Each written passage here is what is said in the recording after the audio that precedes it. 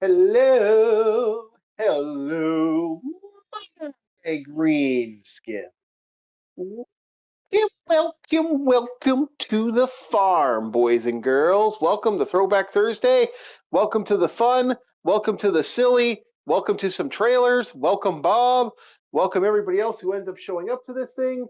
Hopefully no, it's working again. Okay, we're good. We're good. No spinning. We're good. Okay, we're good. Okay, welcome to No Bullshit. Hopefully, let us have some fun today. Let us have some enjoyment. Let us have some laughs. Let us talk about a classic thing they used to do in movies, and let us get running. As Bob wants to fall asleep. Well, you get to sleep tomorrow, Bob. Tonight you got Throwback Thursday. Midnight is when the day begins. Yeah, that's right. Hey, you still haven't watched any more Babylon 5. I mean, you need to get back at it. We still got Ghost in the Shell and 15 other things we got to watch. Man's gonna have me hooked up like fucking Clockwork Orange and no sleeping.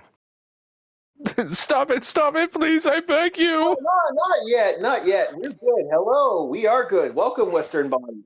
Hopefully you don't have hell 20 feet, a couple kilometers away from you.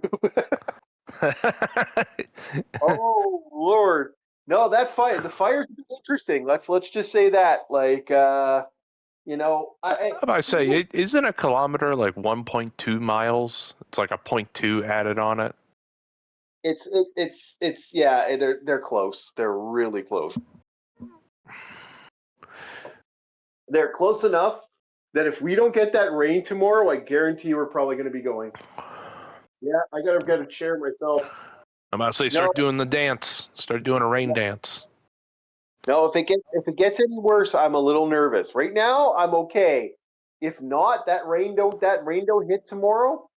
Which the weather's been weird. Like the weather's been kind of low grade. I've been out giving water to the crows the last couple of days. I've been going outside and I put a little sippy cup for them, and I've been emptying it out the next day and putting in fresh water in a nice cube.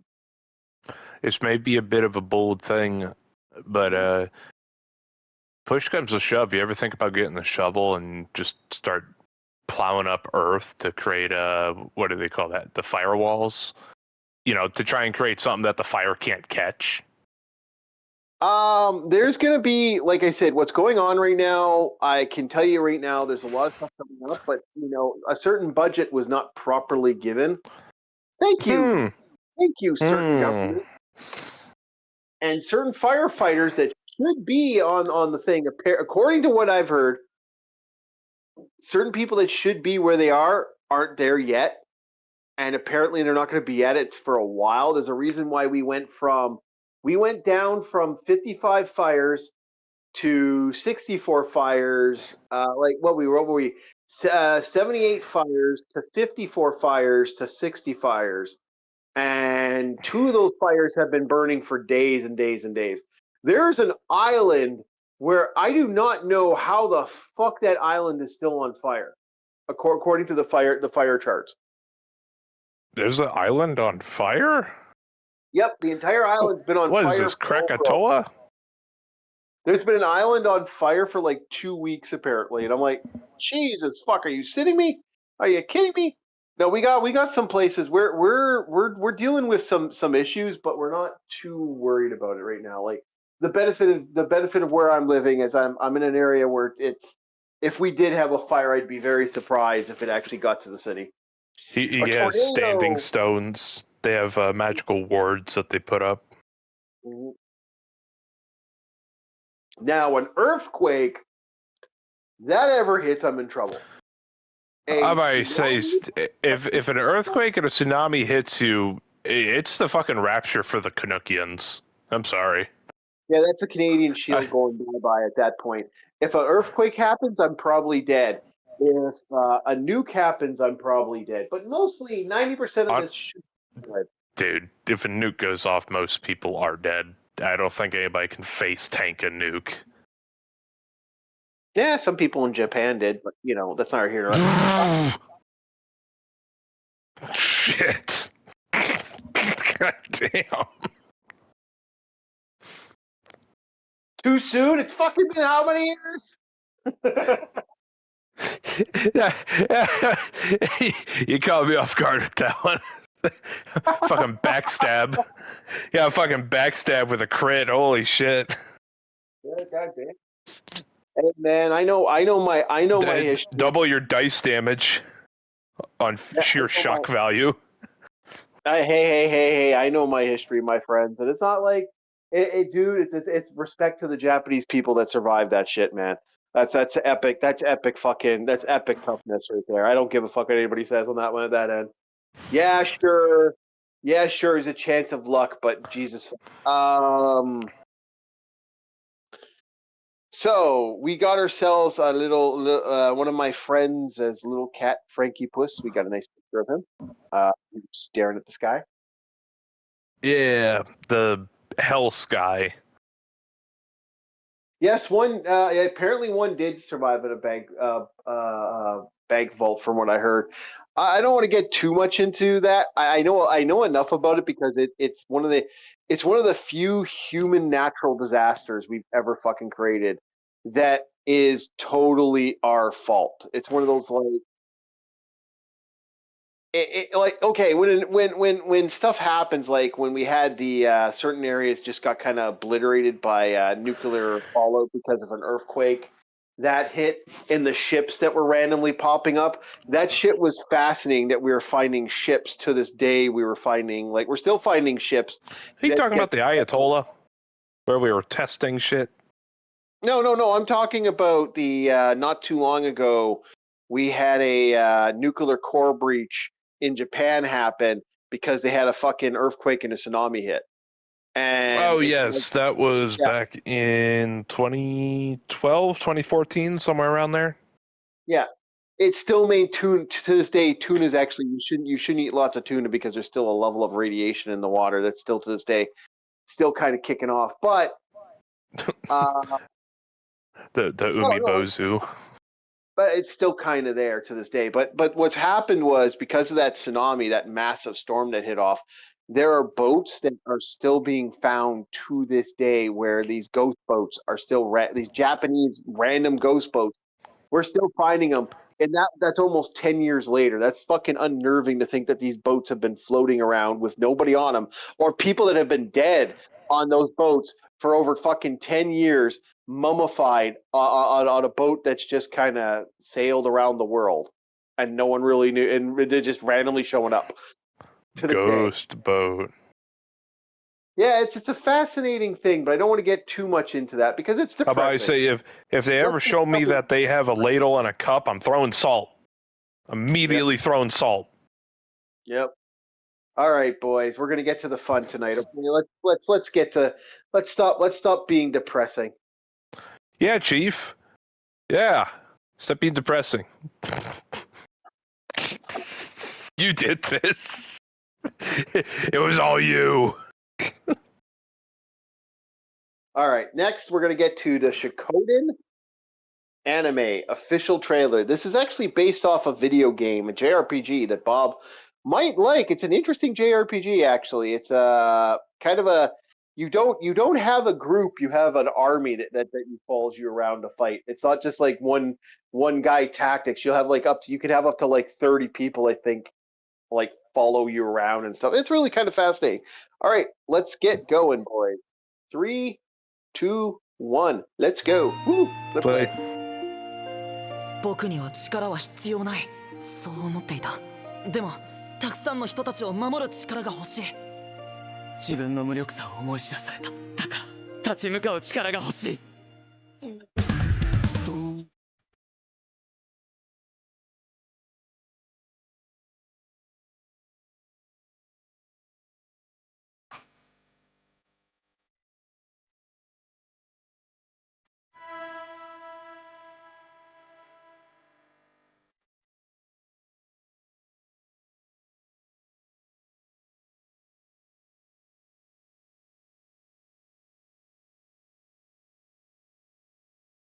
帰ろう、僕たちの故郷へ。アニメ「幻想水湖伝」2026年10月放送開始。 This looks like it's based off the second game. Meh. Could be good. I'm not a big Shokoden fan, so meh. Yeah, I didn't think that this was a anime trailer. I thought this would be like it's using what would it be like? You'd have the characters jumping around, and then it would cut to gameplay a little bit, and then No, some it's back and anime. forth. It's a full Okay. anime. Well, you know where I stand. The less armor they wear, the less I like them. Yep. Unless you're a barbarian, you better be fucking plated up if you go in the war. Like I could happily look past, Conan the Barbarian with a loincloth and all that. It's like, okay, yeah, that's classy fantasy. That's classic. But these two little twinks jumping around everywhere, get that fuck out of here. Get that man a breastplate and a helmet. It takes place in China, so you know they don't have good armor. Fantasy Blacksmith Simulator. Speaking about being plated up, let's have a look at this bad boy. All right, tell me when. Greetings, new Smith. Thanks. The whole city's been waiting for you. You've inherited the old forge. Not much to look at, I'll admit. But nothing a good hammer can't fix, right? So, sweep her out and get to gathering. Plenty of fine stock round here. Mimic X is a garbage can. This old forge wasn't always so quiet. Best blades in the realm came out of here. So, treat her right, Forge goods and sell 'em proud. My thanks. Just dress up the place, will you? And the coin will follow.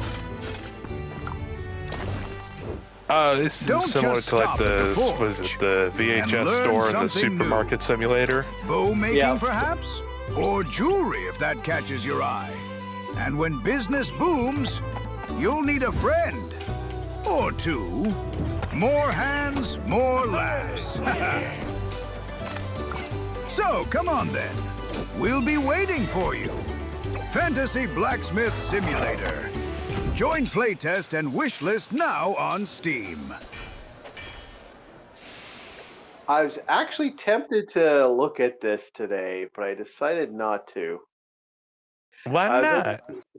I was actually debating about looking at it, but I think it had if I remember correctly, I think it's like it's a little beefy for thing. I'd have to look at it privately. You know what? We'll look at it right now. I say that is fair. Though beefy for you is like anything above 3 gigs. Yeah, because I like to compile my shit. I'd rather have 50 games than 3. Thank you very much. You know, right. No one's fucking right when you have a zombie game that's 50 copies of mediocrity. No. But the chief actually makes a fair point. I'm just pulling his leg. Yeah, I know. There's some great shit. It's so easy to mess with this guy because of his beloved retro games. Blacksmith Simulator, dude. You like most of those? What? No. I don't know what you're talking about. As I play a copy of... Let's see here. Blacksmith Simulator. I see several of them. That's the problem. Let's try Fantasy Blacksmith.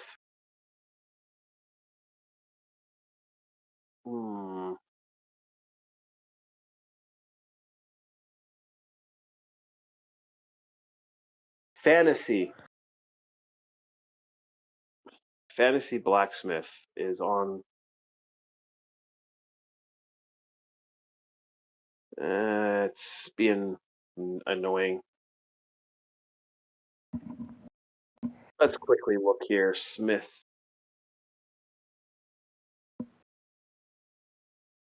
Okay.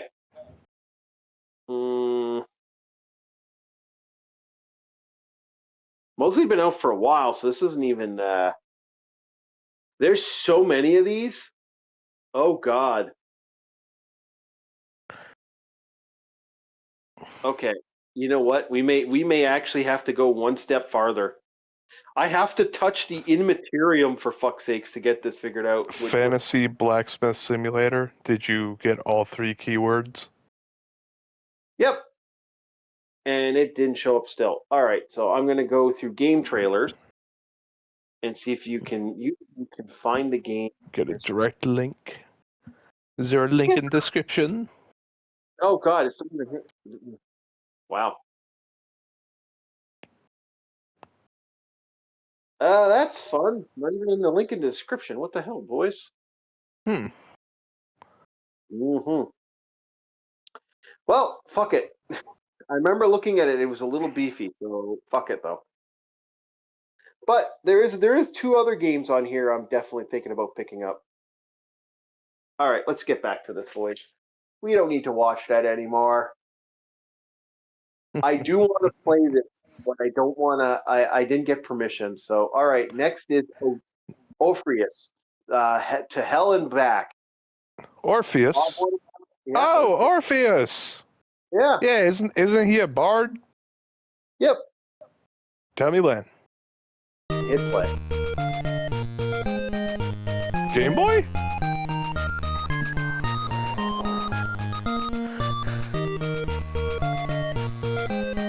Yeah, if I'm not mistaken, Orpheus is on a quest to get his wife back from Hades. Yep.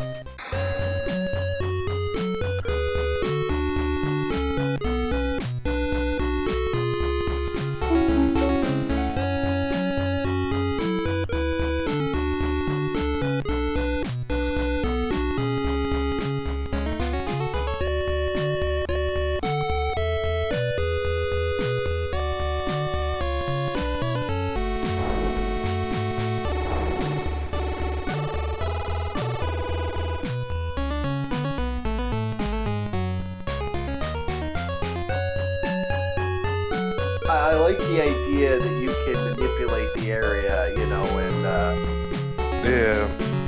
Instead of a ocarina, you have a lyre. yeah.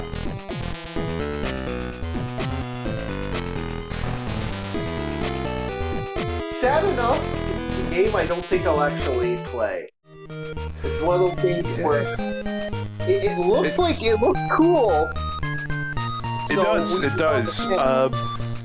If I may be so bold, it's like you take Pit from Kid Icarus, but you make it a Zelda-like. Yeah, I'm like, and again, I'd be fine with that if it was that, but this is, I don't know. Not on my list. All right, next, this one is definitely on my list. Uh-huh. Agent 64, Spy Never Dies. Hit play. Like, oh no. Oh no. Oh yeah. Fucking right. Bob, if you play Odd Job, I will attack you personally. We are playing this. We are fucking playing this. Let's figure out how to play this.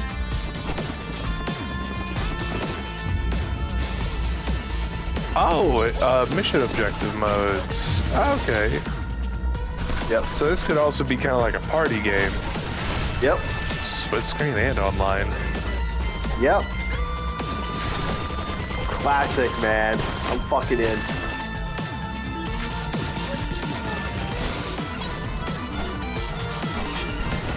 Oh, the spy gadgets. Yep.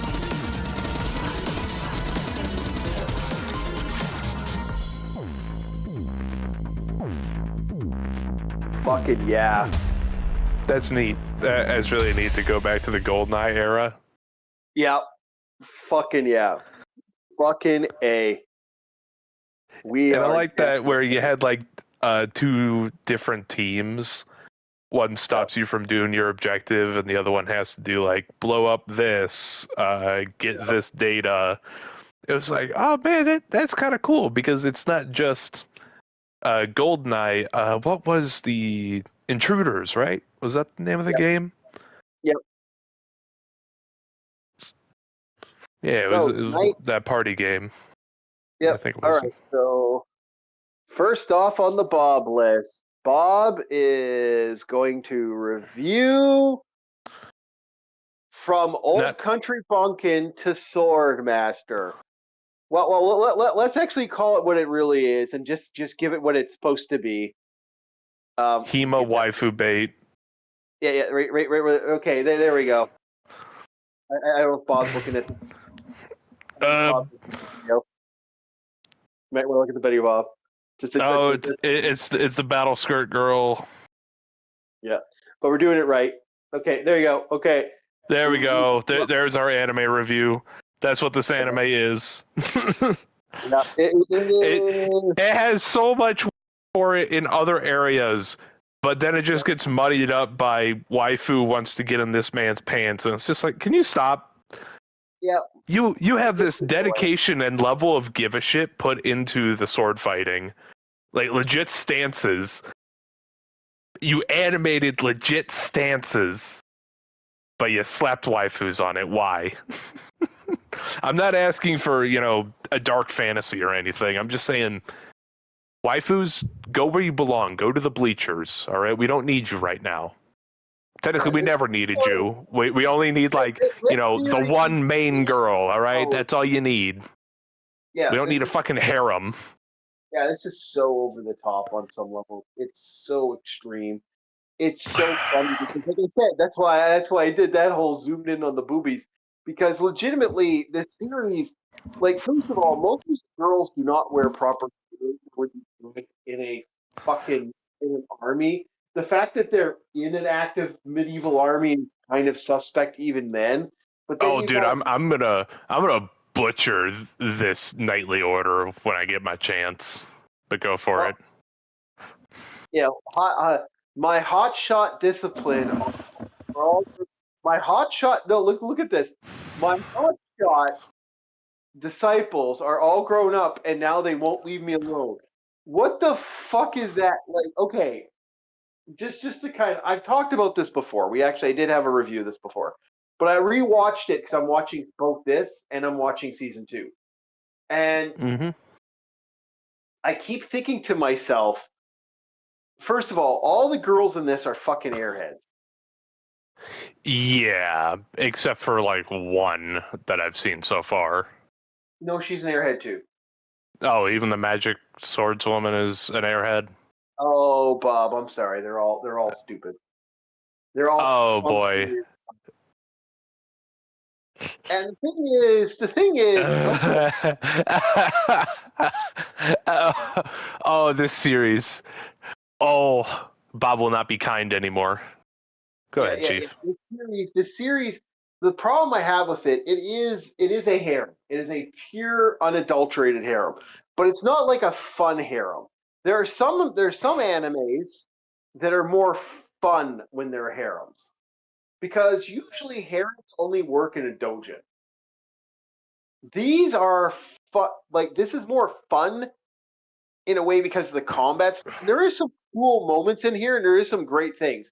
I think the best thing about the series is right here. This guy right here is such a fucking Chad, and he doesn't realize he's a Chad. He's a man who works hard at being a good guy and doing right by people in a lot of ways. He wouldn't give a fuck about half this shit. If it his waifus and stuff. He was content being a sword master and fucking training people in his little fucking village and not wasting his time. Yep. And the problem is the problem with this series is they made a lot of people functionally stupid. Not just stupid. It's like they decided to eat all the chromosomes they can get their hands on. Yeah. So, So go ahead, Bob. I'm gonna let you loose for a bit. Don't go too far. Don't go too far. All right. Where do we start? Well, I know we talked about the waifus, and the part I really want to get to it is the society, because Bob's the big world building guy. Is sometimes I pay attention less to the hero's tale and more to the world that the heroes put in. But I'll start off with I guess the characters. Chief kind of put it eloquently. Is the main guy. He doesn't want to deal with any of this. I agree with him. His old man wants him to get married and have grandkids, kind of ordeal. So it's one of those. But, you know, most families would want that, where it's like, when will I see my grandkids? You know, some parents can be pushy like that because they know they don't have too many years behind them, especially when you're in a fantasy setting, in a, was it like a low medieval hamlet? Yeah, you don't know when you're going to see your grandkids. So that's why you would encourage your one and only son, effectively your only child, is like, when will I get my grandkids? When are you going to meet the girl? You know, because his father is old. He's almost in his He's in his 40s, actually. I think he's like 41 in the series. Yeah, but I was also talking about his father, the old man. Yeah, his old man. But the fact is, this guy is in his 40s. He's not a young man, and he's still. He's well past his prime. He is, and this is what makes me laugh, because he's got 20-somethings. Like, I'm not 20? trying to be. Yeah, most of these girls are 20. Okay. Except for one girl, which in later episodes he technically adopts. Yeah, no, they're all in their 20s. Even Battle Skirt, that, you know, the girl with the fucking Battle Skirt. You know, that happens to be a thing with me. It's like, I won't even bother to remember the character's name. I'll give him a nickname. Is that we got Battle Skirt, Redhead, Knight Captain, Magic Swordsman. Yeah, they're all within the legal age. The only character that isn't within the legal age is the girl that he adopts.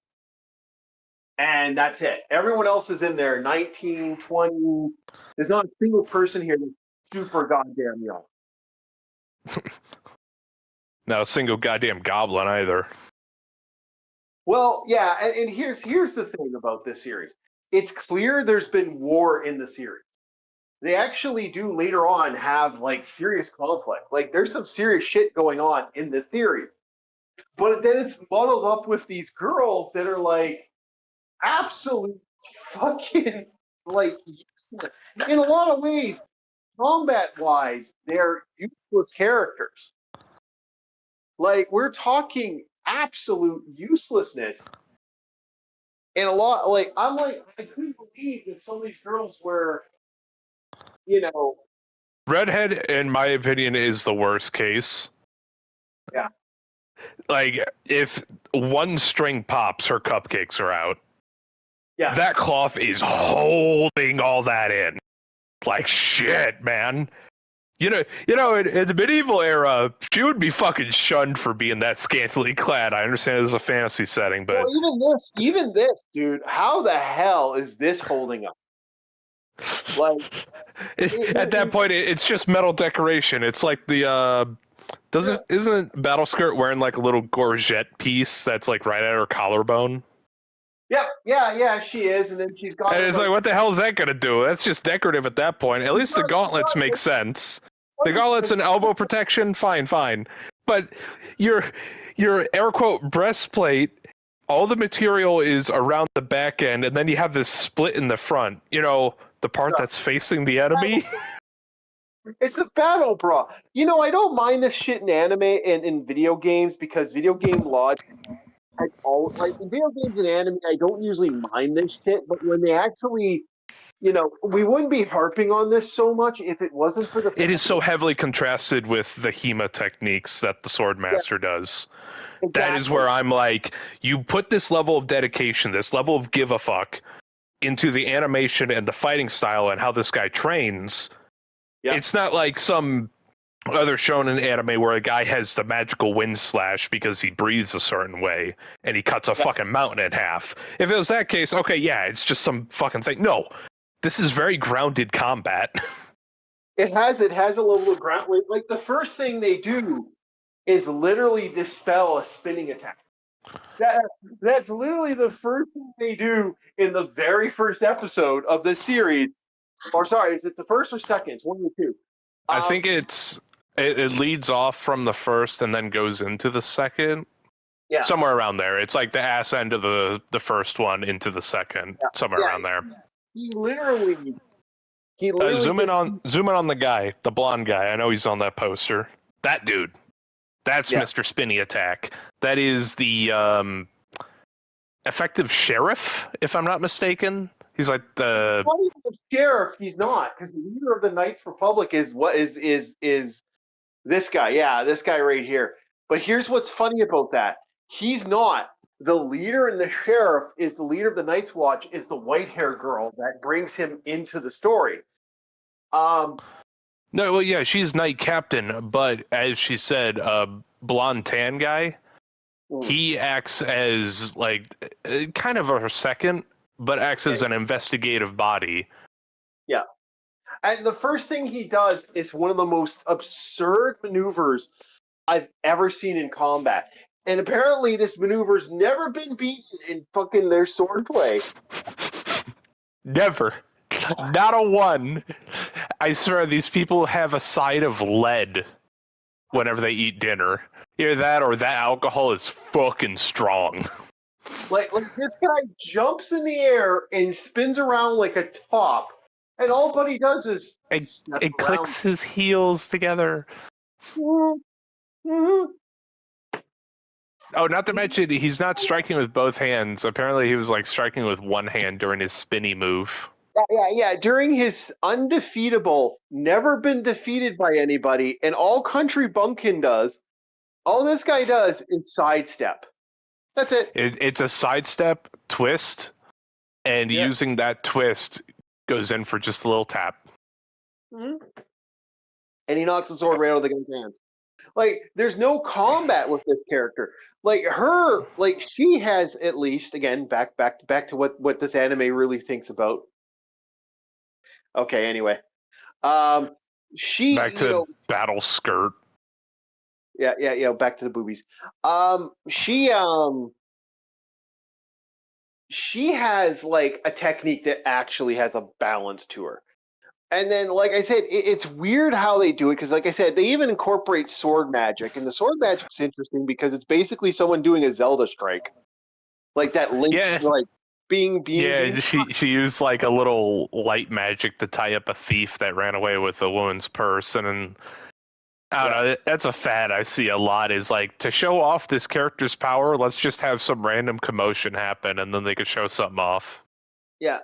This series has moments where it's kind of interesting, but at the same time, I'm like, this is a middle-of-the-road anime, in my opinion. After watching all the way through, before I gave it a little better review, but now that I've watched it again, on the level of respect I give is the same thing whenever an orc respects an enemy. If we could raise your fucking town in a day, we do not respect you. That town is fucked. The funny thing is, we actually do get to see real sword fights in like there is in later episodes. There is some more stuff, but until then, I'm like, all right. Oh, dude, I know, but even we talked about the female armors, but even for the men, it's like this. Is it dress? Because there's no way that's for combat. There's no goddamn way. That has to be a dress uniform. It's all mediocre. Anyway, let's get to something that's actually good. The Bob reviews Ghost in the Shell. All right, you've only seen the first episode, which means you didn't get to see fun of it. I dipped my little tippy toes in there. The water was cold. But it's good. Yeah, well, hey, during this season, having something cold is nice. The crows would agree. Yeah, that's why I go give them some ice water every day.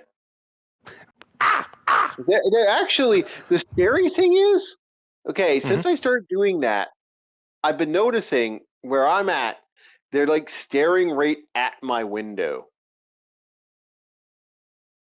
Are you going to train them to find quarters and loonies for you? It's funny because they're just watching me. They're watching me. Particular. It's like right at my window. I've just been noticing one in particular has been watching my window a lot lately. I haven't heard. I've also heard a couple times on my window. Mm-hmm. like that tapping sound. I don't know if you hear it. That's what I've been hearing. So I've been hearing that low tap tap tap tap tap tap tap tap tap. So I've been hearing that every once in a while lately. And I don't know if they're trying to get my attention or if they want more fresh water. I'm not their bitch, but they will probably get until the fire stops. I'll probably be putting water out. Once the fire starts appearing or it starts raining, I won't worry about it. But until then, I'm gonna be like, yeah, I'll let it go. They need their water because this has been rough. All right, so Ghost in the Shell, go ahead. Okay. First episode. For the first episode, I'm getting flashbacks to the Dominion Tank Police in a good way. Yep. That's what I like about it. It's like this is based off of the original stuff, not the hyper dramatic shit that everybody knows about. Mm-hmm. I like this more. We're not dissing the hyper dramatic shit. The hyper dramatic shit is awesome. Standalone Complex is still a really good anime. Arise is hitting, and the Netflix one's the hyper dramatic series is good. The fans, that's a different story. Mm-hmm. There are people that treat that like it's the Bible itself, and it's like, dude, come on now. Oh yeah, there are people. I'm not lying when I'm saying this. There are people very angry that this series exists. How dare we have the original source material? Yeah, they're angry at this. I don't know why they're angry at this because that's legitimately what this was. Oh, it's almost like an inverse of somebody saying, "Oh, dude, this is the gun from Apex," and it's like, motherfucker, this was in Titanfall before Apex even existed. It's like the inverse of that. Yeah. Where somebody's mad at the fact that somebody's playing the original Titanfall instead of Apex. It's fucking weird, man. It's fucking weird. And there's nothing against it. I understand if you don't like this. I get that. But there are people losing their minds over the fact that this is more sexual than the Ghost in the Shell. That this is more like the Major's such a cunt in this series, but she's kind of a fun cunt. She's enjoyable. She actually is fun. She's not a bitch for no reason. yeah, she's not like that. She has tact with her with the way she does things. Yeah. And there's some fun moments in here. Again, you didn't get to see the second story, but the second story has them. They're at a bar, and Buddy shows up to basically cock off to them at the bar, and he gets mouthy to them as he goes to. Bato decides, well, I'm gonna fucking, I'm gonna give him a little show here, and she's like, you give him a little show? What do you mean? Oh shit! Like she thinks that like. So he actually blows up her car. Bato blows up Aramaki's vehicle, and she's like, "God damn it, you idiot!" Like he's like, because she thought he actually blew him up, and she looks outside. She's like, "What?" And she looks, and just the car's on fire. It's like, "Oh man, I can't believe Bato. What a dumbass!" And then you see Aramaki kind of drive by, and he's on a little scooter. And he goes, "Oh yeah, you gotta pay for my car too on the way out. I want that fixed." As he keeps going, and I'm like. Yeah, that's awesome. Like Aramaki not only knew that they would fuck with him, he knew how to play them, manipulate them, and to get them to continue doing work for them. That is what made it fucking great. That's what made that good. That's what made that great, that he basically manipulated them every fucking way. And it worked perfect.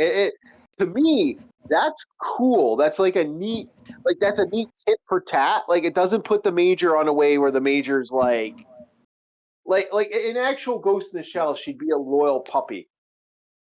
In the more serious movies, she like in Standalone Complex, like there's more of a respect for Aramaki. In this one, there's more of a tit for tat between the two. Because Aramaki why am I working for this ape? Because if I'm not mistaken, they nickname him the ape. Yeah, the monkey. Yeah. Yeah. And that's sad because in my opinion, that's kind of funny that he did that for that, and that's really interesting on that way of doing that. And I thought that was a cool idea. What's your thoughts on the very first, like how this looks compared to the manga? I don't know if you ever actually read the manga. I actually did. So. No, My only point of reference is the OG. Well, I say OG series. This is technically the original series, but you get what I'm saying. Yeah, the one that Is was that and Dominion Tank Police is all I really have to go off of. Yeah. Because And- God, this feels a lot like Dominion Tank Police. Is it the same guy who made it? Yes, same creator. Okay, yeah. That's why I was like, man. I ain't gonna lie, I still prefer Tank Police over Ghost in a Shell. Though I can understand that Ghost in a Shell can have more plot lines than Tank Police. Because if I'm not mistaken, those guys, they're like edge runners, street Sams in a way. They are. They do odd mercenaries. jobs. Yeah, they are mercenaries. But the funny thing about that is, let's kind of break this down a little bit. Okay, so you didn't get there's more to Dominion and New Dominion Tank Police than people actually know. There's actually way more story. That's all OVA, man. But there was a lot to that. This also had a lot. This is going to be interesting to see how far they take it and how far this goes. I figure we're going to get about 12 to maybe 24 episodes, and then I think the series is going to be done. That's my theory. Unless they add a lot of shit to this, it's going to be 12 to 24 episodes. Yeah. Now, correct me if I'm wrong. In the more serious series, those spider tank things, did they had a personality matrix in them? Yeah. They have in the original role. series. I've only noticed one or two have active voice. Yeah, no. In this one, they're a lot more goofy in a way, and they're a lot more kind of laughable. Like there's some fun moments in here. Like a great moment is this, where the guy who the garbage man, there's that famous infamous scene from the OG Ghost in the Shell with the garbage man, going and doing hacking. There's a scene in there where the garbage man is they're flying up. And in the OG one, he realizes that he fucked up and goes thing, and then that's when all the shit happens. And this one, it's a little more goofy, and the little robot guys, the little power armor / tanks, or whatever you want to call these things. Oh, the little spider tank. Yeah, spider tank. Yeah, the spider tanks have little faces and stuff, so they have these rushed faces Yes, on.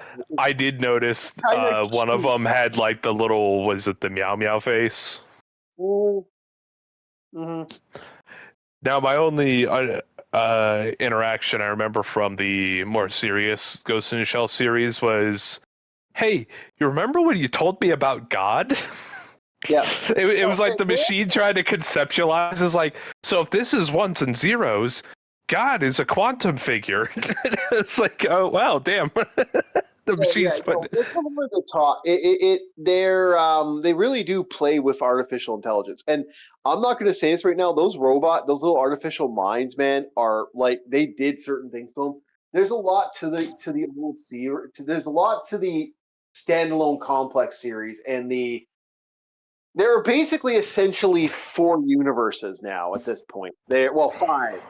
There are 5 stories. Now, they're standalone complex, which is a different beast from the actual movie. There's the movie franchise. There's the manga, which is different.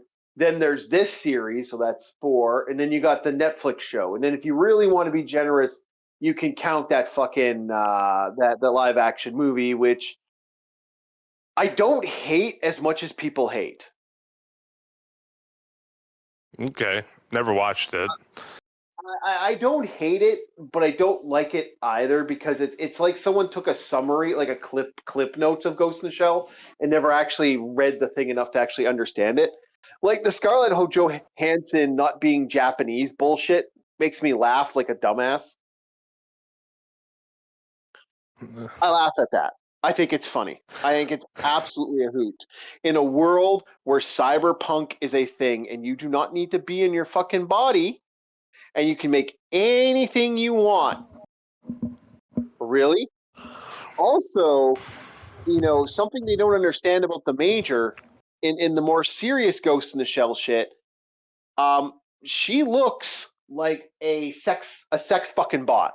They purposely took the most famous line, the most famous looking girl, that like version or model, and they made multiple versions. What's scary is what's behind the bodysuit. What's behind the robot, what's behind that cybernetic woman is actually a badass super tech that you're not supposed to know. So she's supposed to look generic in some of the more incarnations. She's supposed to have a human, like she's supposed to look that. So Scarlett Johansson being Scarlett Johansson, this I don't care. I actually don't give a fuck. That's okay, whatever. Yeah. Everything else about this, I'm kind of like, meh, you know, like the rest of the movie's awful. But that's the one thing I don't disagree with. There would be other people. Like, are you telling me some people call it sex bot. That's actually debatable. But you're telling me a model, a cybernetic female model. You're not going to take the most attractive women to make that. You're not going to have it look absolutely gorgeous. Like the most top of the line woman model that exists is that. So, you know, this is a full cybernetic body. Like the only thing that isn't cybernetic is the brain, for fuck's sake. Even the brain technically isn't even the brain's technically cybernetic. It's a full cyborg. It's not a you know, it's not something that's like, you know, there might be maybe a heart, a couple lungs, and a couple other pieces. Even those are sometimes cyberized out. So that's my biggest gripe about that movie. That's my biggest pet peeve. There are scenes in it that are really good, and then everything else I'm just kind of like, eh. Anyway, back to this. There's a lot in here where they are preparing and they're manipulating stuff. Major does not want to fuck around with people. Major has, in a lot of ways, she is playing a role. In a lot of ways, she's trying to make money and manipulate everything as a merc. Like, best way to put it, this is Shadowrun before Shadowrun. This is Cyberpunk before official Cyberpunk. Like, in a lot of ways. Like, if you count the manga. When did Cyberpunk come out, Bob? When did the original Cyberpunk come out, Bob? Tabletop. 87. When did Ghost in the Shell originally come out? Fuck if I know. There you go. Look it up. When did the original Ghost in the Shell manga come out? I think it was like 86.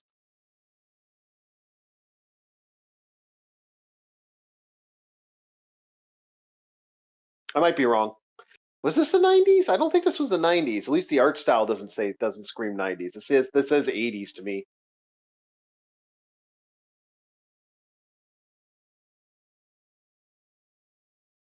If it was around the same time, I'm gonna laugh. I have my other tablets across the room. That's why I'm asking. Yeah, I needed to adjust something. Mm-hmm. Okay, now I'm looking it up. Damn, someone made stew. I can smell it. Yeah? You getting hungry? Yeah, I already ate though. I'm good for the night. Might have some goldfish.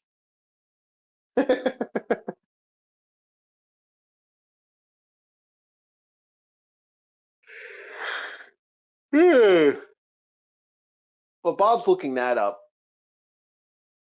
Yeah, no, I've kind of taken over this review a little bit, but that's only because, goddamn, I'm super excited for this because I like this guy's work.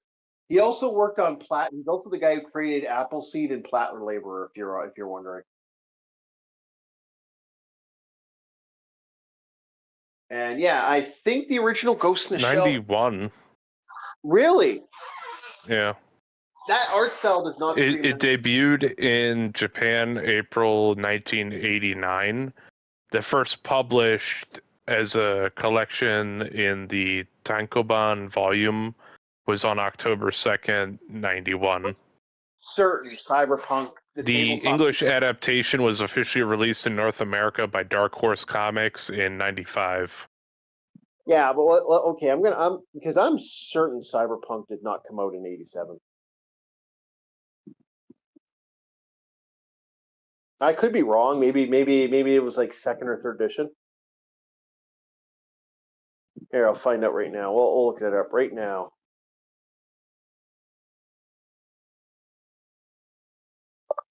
When did the original Cyberpunk tabletop game come out?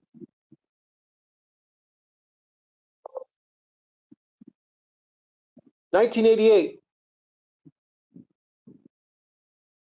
Okay, I wasn't too far off. I said 87. Yeah. So makes you wonder, right? Okay, so Cyberpunk '88, was created by Micro, published by Terror Games first, later Renaissance Cyberpunk 2013. It's kind of funny how 2013 was the legitimate first Cyberpunk game that officially came out, and yeah, it's kind of funny how that was actually when everything broke down. Oh man. Okay, so I was wrong, but this really does feel like, Street Sammy Cyberpunk. Like this feels more Cyberpunk. This one felt more Cyberpunk in some ways than Cyberpunk Edge Runners. I don't know if you feel the same way. What's your thoughts on that, Bob? I'm tempting fate with you because I know you like the Edge Runner series. I like the Edge Runner series because it actually ran with the different cybernetics and, all the different chrome that somebody could have. Now, it also did keep it rather vanilla. Mm-hmm. That is my only complaint about Edge Runners, is when it came to cyberware, a lot of it was really vanilla. But only on certain, I guess you'd say, antagonists is when you saw the stuff that you'd find in the rule book.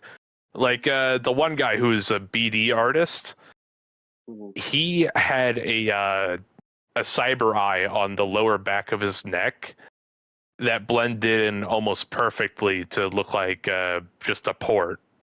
But no, that was actually an optical lens, so just in case somebody snuck up behind him, he would see him.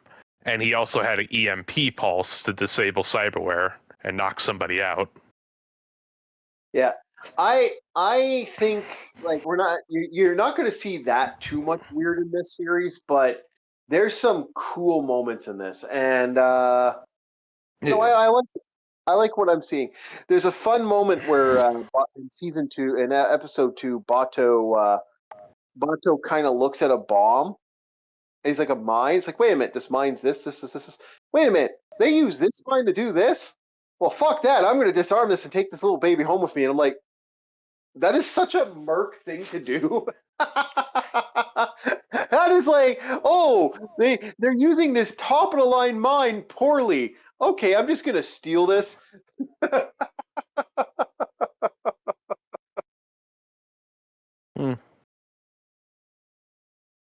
That's a cool moment in the series. I kind of like that. Like there's a lot in here. Also, like I said, the Major decides she goes on vacation, and she goes on a cyber vacation, and she's with her little friends there. And to confirm, yes, they kind of do the sex scene, but they don't go full into the sex scene. In one of the issues of the original manga, there's a sex scene. Oh boy. That one goes for a little bit too. I think that's like a couple pages, if I remember correctly. Later on, they removed. That was completely removed out of the Dark Horse comics. But like, apparently, they put it in on one of the special editions, and then they took it back out again because the creator went, "Yeah, that's a little too perverted. Let's keep that out." Like, that's the interesting thing about the creator of Ghost in the Shell. If he likes what he likes, he doesn't scream about it. He's like, "Okay, yeah, you guys are right. I fucked up." And he just kind of like moves on. I kind of like that. He's not doing it for a narrative, which is kind of fun. All right, Bob. This is the last thing for the night, unless you have anything else to say about Ghost in the Shell. Bob's first look at the mound. Go ahead, Bob. I'm gonna just pretty much leave you do this. There's nothing I can say. Yeah. I'll say when it came to Ghost in a Shell, because I wasn't finished, but Oh, okay. I'll go back to it. Go ahead. this fucking guy will go on a tangent. It's like, okay, Bob's done. All right, Bob, time to move on. And it's like, motherfucker, I wasn't done yet. Go ahead. You wanted me to do the compare and contrast with like the cyberpunk, and it's like, would Ghost in the Shell be more cyberpunk? I'd say it's deeper in its own way. It's you know, like imagine it's like two pathways. Ghost in the Shell carved its own path. Cyberpunk's kind of like the baseline, if that makes sense. Like that is your vanilla if you want a cyberpunk setting. I mean, fuck's sake, it's in the name.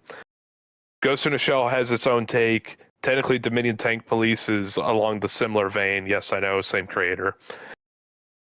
And then you have things like No Guns Life, which is cyberpunk. It kind of goes in its own route. Oh, that's extreme cyberpunk. That actually, in some ways, that's nanopunk. Well, I've even made a joke that was we were talking about that. I was talking with a friend of mine. I said, that level of cyberpunk is actually so wild and over the top. It reminds me of modern the cyberpunk red and shit, where you got guys that are completely chromed out of their fucking mind. It kind of reminded me of that. Like, it was like that super... Like, I could see a motherfucker in the brand new Cyberpunk series have a fucking gun head. I could fucking see that. I don't know if you could, but I could see a guy wearing a fucking... having a weird...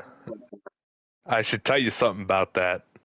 Oza Bozo has a grenade for a nose. There you go. No, like I said, there you go. It's like these guys like. Oh yeah, and I should tell you, the grenade's live. It has a fuse. Dude, it's not mad bull crazy, but it is crazy. Yeah. Well, I guess you could say maybe this is a hard maybe. Forever Winter. Gunhead, literally. Gunhead is a character, and it's also a unit. I believe it's a European unit in the series. It's like, yeah, you got some cyberpunk aspect. In fact, there's a lot of things that are very cyberpunk in Forever Winter. Like Mother Courage and Eurasia is a bunch of fucking cyborgs. It's like T-800s running across the field trying to tear you limb from limb. It is like, I'm getting a lot of Ghost in the Shell flashbacks whenever I look at Mother Courage. It reminds me of the Major so much. It's like a giant Major. Yeah. There's a lot to this. And that is the other reason I switched over. We were getting sidetracked. But there's a lot to this that I actually think is fascinating. And yeah, I'm not going to, like, unless you have anything else to add, really the series... I'm going to keep watching it. I'm on episode 2. Do you got anything else you want to add to this before we... No, that's about it, because it was just the differences of Cyberpunk. Yeah, Cyberpunk, its series, like, itself is your baseline vanilla. Mm-hmm. Ghost in a Shell takes it in one direction. Deus Ex takes it in another direction. No Guns Life takes it in the Gurren Lagann direction. You know what? I should play Deus Ex on live stream, but I just don't like. I don't like not being able to hear anything. But it'd be a solo stream probably if I did that. All right, yeah. Bob. First look at the mound. Go ahead, Bob. What are your thoughts on the mound? All right. Now this was Captain and I streamed this a little bit earlier today. Captain Rum Panda's channel. I think the link's in the description, right, Chief? Yep. Okay. Good. No. Good. Yeah, go check out his channel. You'll see our gameplay a little more in depth as we're doing the learning process. There are some flaws, I will say. The multiplayer is public lobbies, but you're having to pretty much spin a roulette wheel by hitting refresh and hoping to find your friend's name among millions that are currently playing it. Not an exact value that I actually looked up. I'm just using millions as a placeholder number. But outside of the multiplayer issues, which I will say the netcode was really strong. Most games, whenever I'm playing with Captain Rum Panda, there's some lag on either of our ends because of how far away we are from each other. That game ran surprisingly smoothly for how far away we were. So that netcode's solid, very solid. The only issue I have with the game so far is actually just connecting with your buddies, because it is a game that's designed to play with friends. It's a co-op game, co-op horror, psychological horror.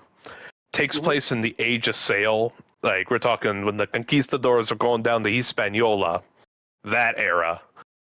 Yeah, so Mesoamerica. With the little Cthulhu overlay, because as it is, the Mound, Omens of Cthulhu, is one thing that this game nails perfectly. Atmosphere. Man, do I feel like I'm actually there. And its graphics aren't like, top of the line. This isn't like NVIDIA 3DX is on or anything. My processor unit isn't causing a small fire. No, the game was running really nice. And it's like, with the way the light was coming through the trees and everything, you'd hear the birds or the animals in the background, and it's like, man, this feels like a living, breathing forest. You go further in, I don't think I like this forest living anymore. Things go from like 0 to 100 rather quick if you do too many stupid things too quickly, or you're not moving fast enough, because the forest is a living, breathing thing. And it is aware of your presence. It doesn't like it from driving. Yeah, it doesn't like us being around there. It also doesn't like the fact that we're nabbing its relics. We are committing a little bit of a blasphemy here. we're nabbing relics from altars and shit. Pulling a little Indiana Jones kind of stuff. Except we're not replacing it with anything. Or if you want to be sexy, Relic Hunter. Relic Hunter? Oh, it's a TV show. We gotta watch it, Bob. You just notified us that you've never seen Tia Carrera's Relic Hunter. Oh, Relic Hunter. Okay. No. The man makes a reference to something that I'm just like, okay. Whatever you say, old man.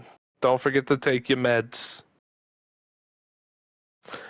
But, okay, the gameplay, because I talked about the atmosphere and how it picks up. The horror will hit you at different points. It's kind of like how Left 4 Dead has a director system. I have noticed not every game's the same. There is no difficulty slider. It's just, you're there. If you play stupid, it's going to be hard mode. Yeah. But the gameplay, it has that horror game thing where there's a little bit of floatiness, there's a little bit of delay. They don't want you being like some Call of Duty 360 Noe with a musket. As you turn, your guy kind of has like a slight drag before the barrel's back on point. And that little delay is noticeable, and I like that. I like that in shooter games, okay? Because nobody's just going to be snapping in one fucking direction, especially if it's a musket. Muskets are not light. Especially if it's the earlier models, like the Matchlock Aquabuses. Oh yeah, those things were not light. Yep. Every time you load into a mission, there's the mission stipulations and the equipment they give you, and then there's the area you choose. So the stipulations are like, collect, let's say, 2,160 worth of pesetas. So a mixture of relics, equipment, food, all different things you manage to bring. Obviously, the idols are going to be giving you your big money, but food does add up, and the food rations are kind of like your health potions. They really are just like a wine skin that you drink, and it gives you 2 out of your 4 bars of health. Some of the equipment you can start off with are helmets, breastplates, the weapons. You have your rapiers, your side swords, small swords. You have the shiv, like a little sailor rigging knife. you have the Aquabus, Matchlock Pistol, crossbow, longbow, and then you got your utility items. And you know me, I adore utility items. I'm one of those guys that if the game lets me use binoculars, I will usually use the binoculars for range finding, especially for navigation. I love stuff like that. There's no spyglass because you're in the woods and you're not going very far. Also, how far are you genuinely going to be looking through a spyglass in the woods? When this game first came out, when we first looked at this, I was thinking that this game was going to be more like, a Rust survival game. Yeah. I thought this was... Yeah, that's what I was afraid of. I was afraid this was going to be some stupid, stinky PvP game. But I was so happy this was like a Left 4 Dead Extraction with some horror elements. But before you cut me off, I should explain all the tactical items that I've ran into so far. I just wanted to explain what I thought what I thought this game was going to be, and then go ahead, keep going. Okay, tactical items. My favorite, love the lantern. I adore the lantern. It produces light in a cone as opposed to the torch being an aura. It can also be used as a stopgap measure of you just throw the thing and create a forest fire. Mm-hmm. I usually toss the lantern when we're making our escapes because, the forest comes alive and it is very violent. Extremely violent. Another tactical item is bandages, because yes, you can fall under the effects of bleeding. Food items do heal you, but food rations are the best healing item that I've ran into so far. Smelling salts. Smelling salts acts as your revive item. So you could go up to your buddy who's knocked out and give him smelling salts and bring him back, or you can bring him over to the cart. And when you place them on the cart, the priest that drives the cart, because the cart is where you store all your items and you run back with it back to the boat, the priest will pull out of his robe a little vial of smelling salts and put it up to the character to get you back on your feet. Now, if your buddy is on the ground for too long, the forest will take them. So it's like, if you can, pick up your buddies. This leads into the other tactical item that you can buy, the torch. Torch is also very useful. Whenever you kill an enemy, doesn't matter what it is, sometimes it will revive. The forest will try to bring them back, and it'll wrap these root-like vines around the corpse to revitalize them. If you smack them with the torch, it scares them off, and you stop a zombie from reviving, for example. And same thing could be done for your ally. If you're in a fight, he goes down, but normally if you didn't have a torch, the forest would have already had its roots on him. You could quickly smack the roots to save your buddy and then bring him to the cart. Now, two more tactical items is the crucifix, which is kind of a keep out tool, but it does wear off.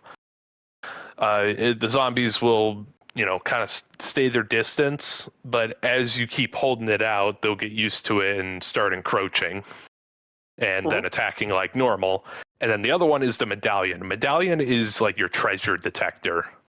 You bing it, and it'll reverberate using guiding stars in a direction to point you to where an idol or some item of value is.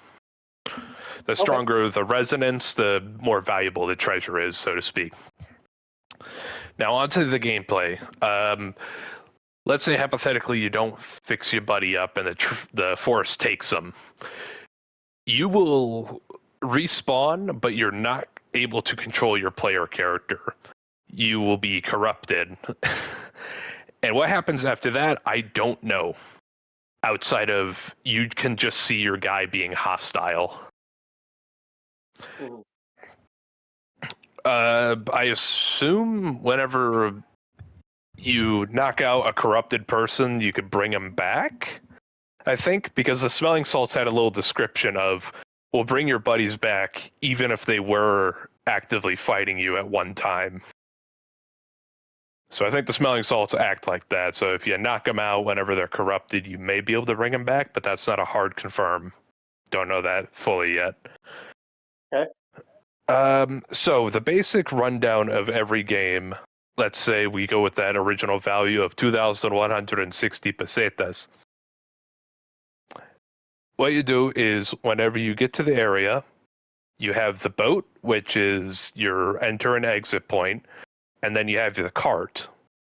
The cart with a little friar tuck, a little ox cart, has a chest on the back, and it's where you can put all your items because you have limited slots that you can carry.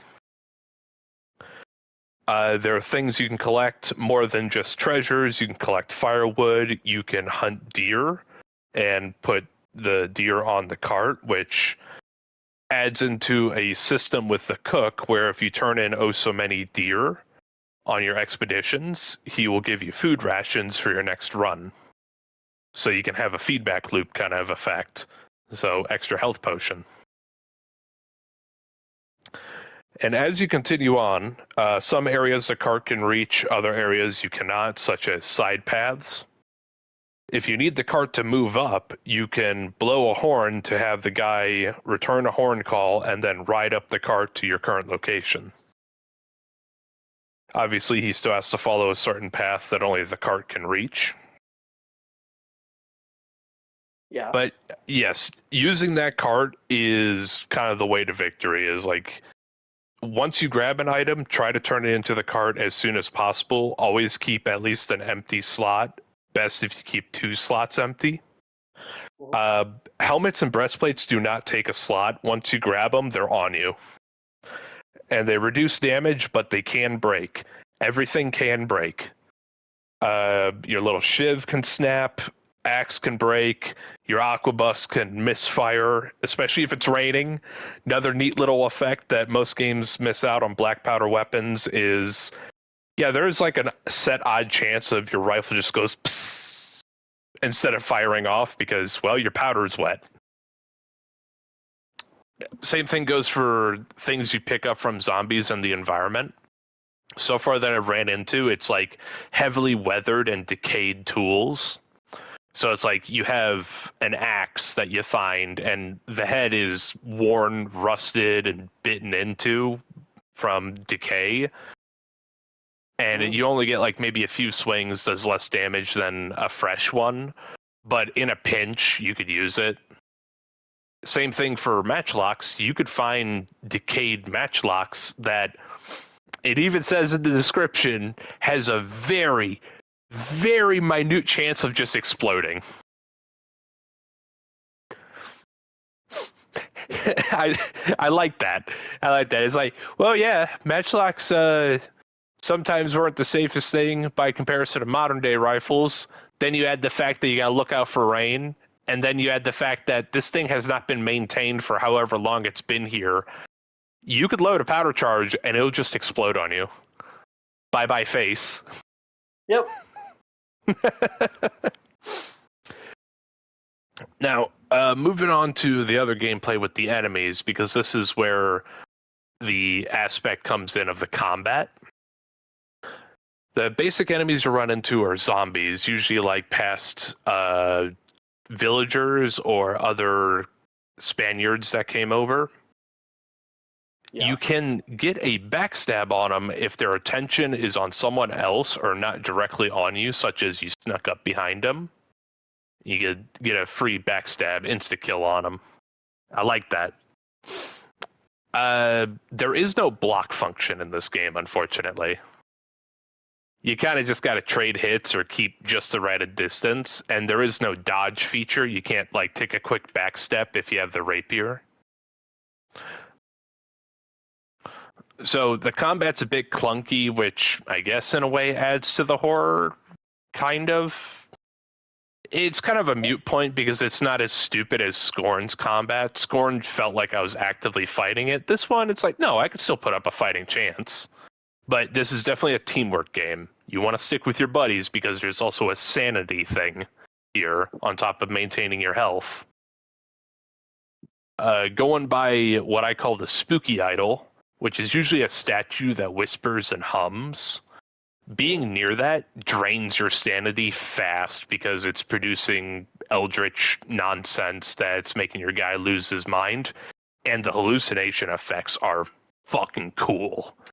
They're really cool. I'll go into a few of those after a wee bit. But on top of the combat, there is friendly fire. Do beware, which is why you'll probably see me not fire or I'll just wait. Because I don't want to hit my buddy trying to hit an enemy. It's sometimes hard enough starting out when you don't have enough health items. But, okay, we went over the zombies. There's the worms that I ran into, sometimes nicknamed fish food. They kind of act like mimics. There are times where they'll actively disguise themselves as other players, walk up to you like nothing's wrong, and then immediately dead sprint and turn into a worm form. It is pretty wild seeing that. I was like, wait a second, that's not Captain. Who's that? Is that a hallucination? No, that's real. This game likes to mess with you. And It does it cleanly. It's really clean about it.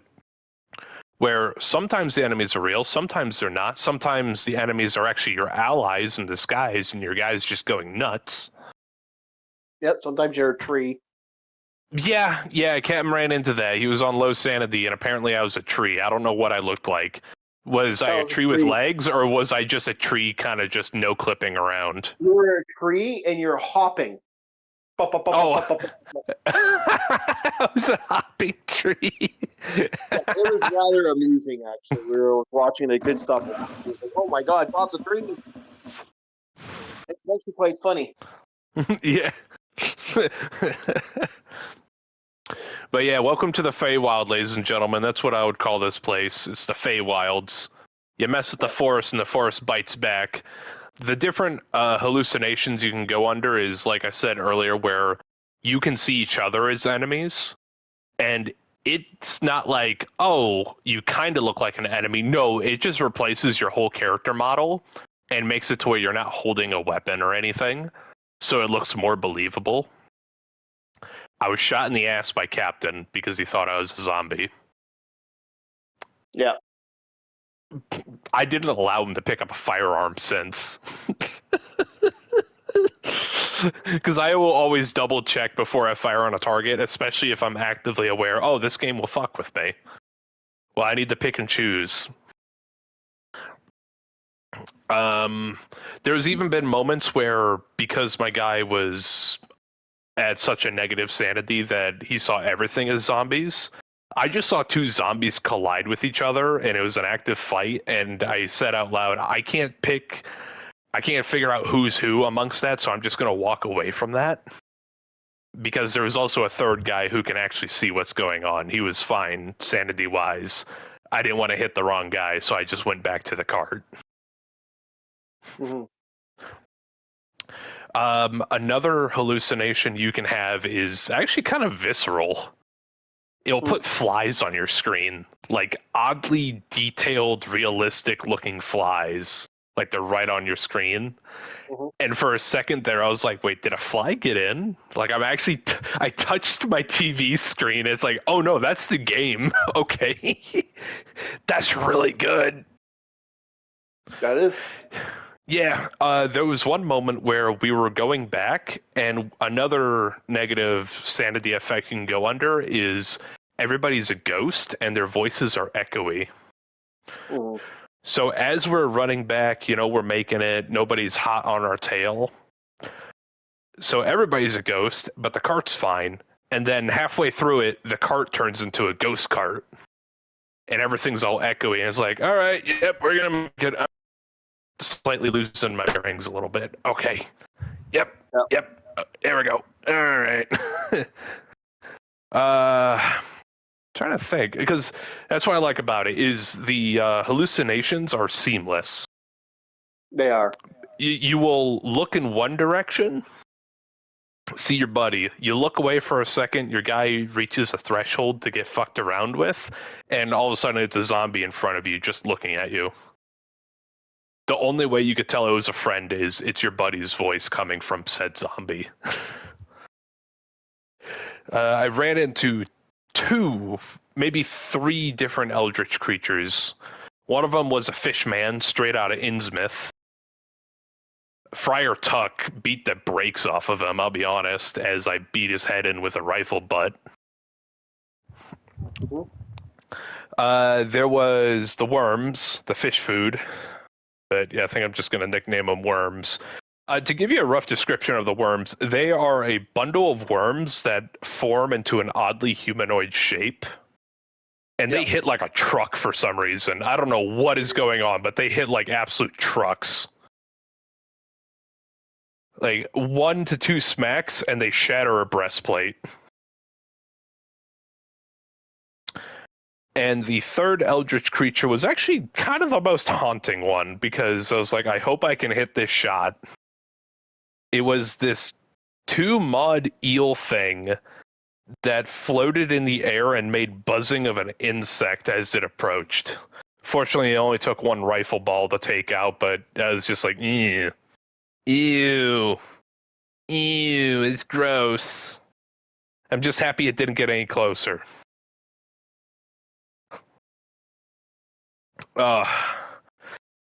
So, for dipping my toes into this game, dipping my little tootsies right in the pool, I'd say this is a really solid game, but my critiques are the first update should be for multiplayer, because the netcode and the connectivity and the proximity chat's really solid.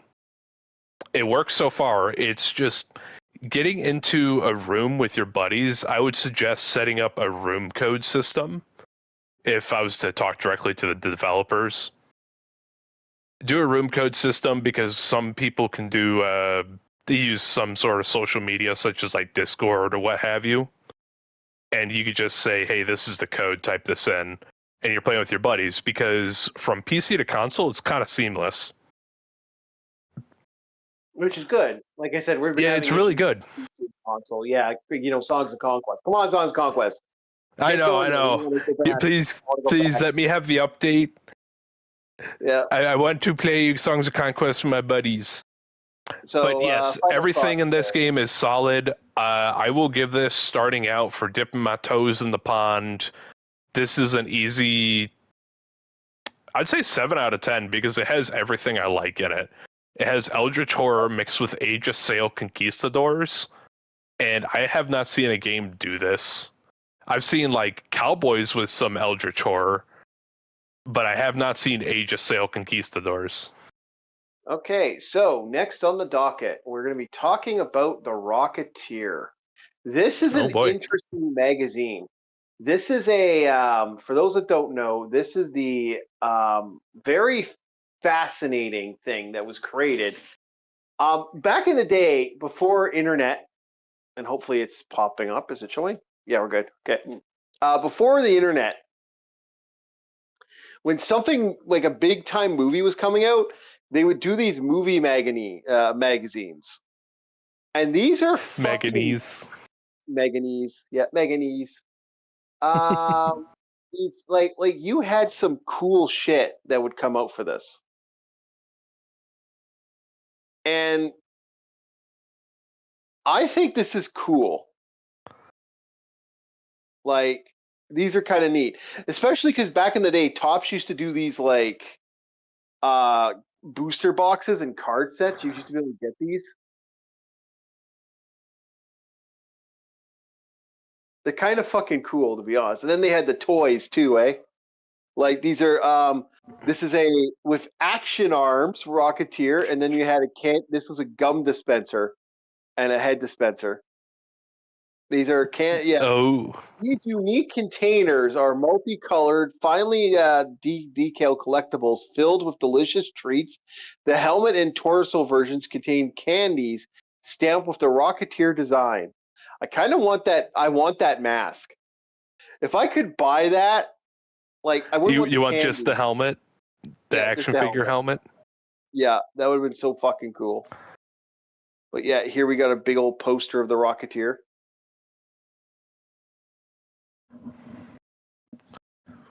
It's funny, I wonder why for the action figure they decided to make his top red instead of khaki or brown. I don't know. Well, brown. I know why they don't do brown. Brown never. They always do red for that. Well, in the original Rocketeer, the outfit was red. It wasn't brown. But Okay, that's because what I'm used to brown flight jacket, khaki rider pants, black boots, and everything else is like brass metal. Look at it, you actually can see the red on the thing from here. But the funny thing about this is interesting because this is the story. You actually get the actual story of the Rocketeer, the scenes where this comes from, and then you get like the pictures, eh? Like, you know.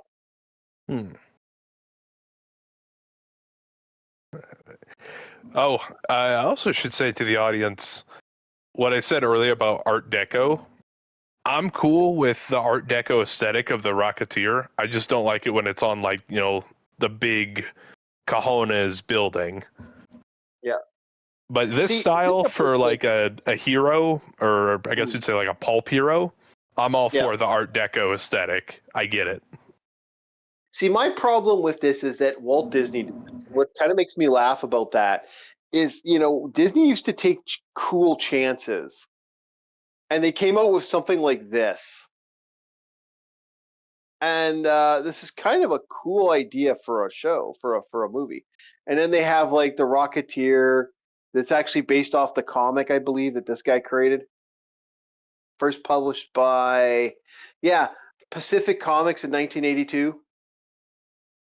And you actually have look how cool this looks. Actually, here I'll give you even though it kind of looks stupid, but look how neat that looks. Like, I like the art style. I like the pulp. Like, this came out in '82, and this was all pulp, like that pulp style. Yeah. I understand it was probably a thing for the times. I never understood why the Mauser C96 became so iconic. Is it because it looks so unique? Yeah, sometimes, yeah. Because I noticed that it's like that's the Rocketeer's pistol is usually a Mauser C96. But it's like, even when it came out, the time period, it was obsolete. Yeah, but the reason the Mauser, because originally the Rocketeer was meant to be a German tool. Like, the gun was like a suit for the German Nazi party. Yeah. Yeah. I like the idea of it because it's like this just before the rise of the Nazi, like the Nazi movement was going strong, and you know that added to that. Then they switched the gun. Like, he's had different types of guns, but like, yeah, it's neat to see these kind of jet planes and stuff, and them planning out everything. Like, I do like that you can even see, like, this is how they did the plane back in the day, like the actual real riggings and shit, and this was just a plane on a rig. It wasn't a real plane. That revolver's missing a hammer. Yep. Unless it's a hammerless revolver. Those do exist, but that does not look like it. Looked like some sort of Colt model. If I was to take a wild guess. But okay, I see what you're saying for like the riggings of they have like the crane and taking the plane into like the camera shot. That's pretty neat. Yeah, a lot of this was done by crane work, man. Like, it was actually pretty fascinating how they did it. And yeah, he almost set himself on fire. I remember hearing about that.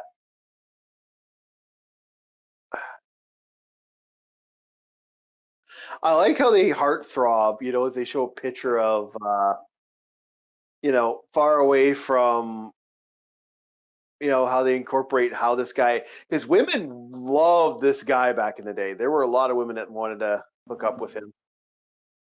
They wanted his rocket. Yeah. Or the heel. It was funny how they did this.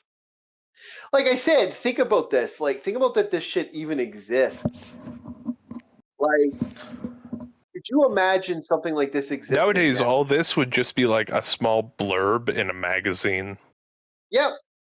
Yeah, but they made a full-fledged magazine showing not only that, showing the creation of the character that they like literally them putting the face makeup on the guy, setting it up so he actually can see what he looks like, what he actually looks like versus what they did to his face. Yeah, Lady Luck. And yeah, it's cool, like the level of them manipulating and doing stuff. Like I hate to say it, for how much Hollywood costs now, this movie was expensive, but like nowadays, the millions and millions of dollars, like this movie should be way less than that, you know? Can we go back to practical effects and makeup like that one guy? Yep. Another reason why I love Babylon 5 is when you think about the amount of makeup that the non-guy has to put on before they shoot. Yeah. That is Oh, dedication. By the way, you want to talk about dedication? That guy, like, never complained, never griped with anything. He just fucking did it. He just went for it, and it's like, it's one of the more fascinating things I've seen on a guy. Like, he actually put some serious effort into it. Yeah, and nowadays you look at it, you'd get some plucky actor would walk up to the director and is like, well, I'd feel like my character would do this. Is like, you're an actor, I'm the director. Do the role. Shut up and do the role. Yeah. Yeah. You feel like your character would do this. Yeah. How about I feel like firing you and I'll find someone else. I do like the fact that they put comic spread panels from Marvel Comics in here as well, and it's neat. Like think about that. They made this stage. This stage at one time was fucking real. This isn't a green screen effect. Like this stage of right here, this ballroom stage right here. That's a real thing. That's a real thing. Like they made. Like that's fucking cool. Not only is that cool, but that would be something I would make into a stage or something like that. I actually go for it, man. Like this shit is like back in the day, man. We're seriously being fucked. Like Hollywood used to actually have to put effort into their work, and I think that's why Hollywood has kind of failed recently. There's less effort into the work, and we'll get to that less effort. Yeah. Like for the love of fuck, this explosion right here, this whole Hollywood thing, this is all fake. This is all just a stage that they fucking created.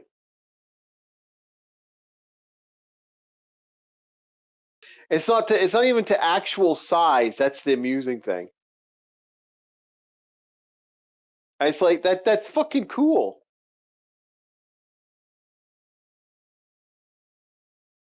No, it's just such a cool idea for, you know, I do not want to ever see a Rocketeer again. Because you know they're gonna ruin it. Yeah, I don't want it. I'm just like, no. By the way, you even get to see the dress rocket, like the different rocket, like look at the different rocket designs they had for this. And they even had this one that's like look at this one right here, which is clear they actually made it. They actually made that rocket.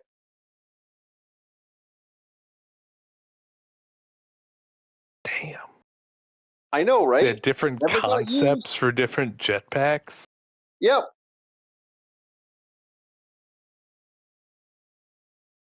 I mean, fuck, man. This just the cars, the art design,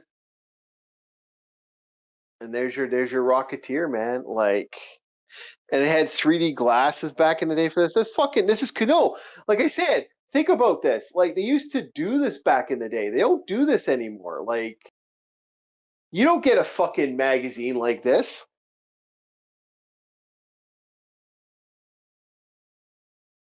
Like, fuck, man. I'm just saying. I want to see if I can find more of these because there's quite a few of these magazines. There's a Ghostbuster one I want to find. I remember I had a couple issues of the Ghostbuster one, and it went through. It actually the stuff that they had in there, like they had the toys, they had stuff they had on the set. Like they used to do shit like this for these big movies. Like Ghostbusters had that. Ghostbusters 2 had that. And then they had He-Man and the Master of the Universe. They had a that one's funny. That's where the infamous magazine came from. Where in the He-Man thing, the magazine had come out, and they actually had a thing where you could actually become a He-Man. You become like part of the He-Man show, and they had a kid. They had a kid wearing a fucking pig mask. The infamous pig mask came from one of those magazines. They had shit like this. It was cool. I wouldn't mind also. I'm looking to get my hands on some PDFs of. I want to get some of the Nintendo PDFs from back in the day, where they kind of did launch stuff for Go. Like I'm gonna see if I can get my hands on some of the Nintendo Power shit, just to show the Nintendo Power magazines. But I wouldn't mind if I can get my hands on the exclusive stuff. Like there was when Donkey Kong Country came out, there was a Donkey Kong Country tape you could get your hands on. I wouldn't mind seeing that again, having a look at that. There's some interesting shit that you could get your hands on back in the day. That just like we don't see this anymore. This stuff doesn't exist. Like it's all fucking internet now, and it's like kind of depressing if you think about it.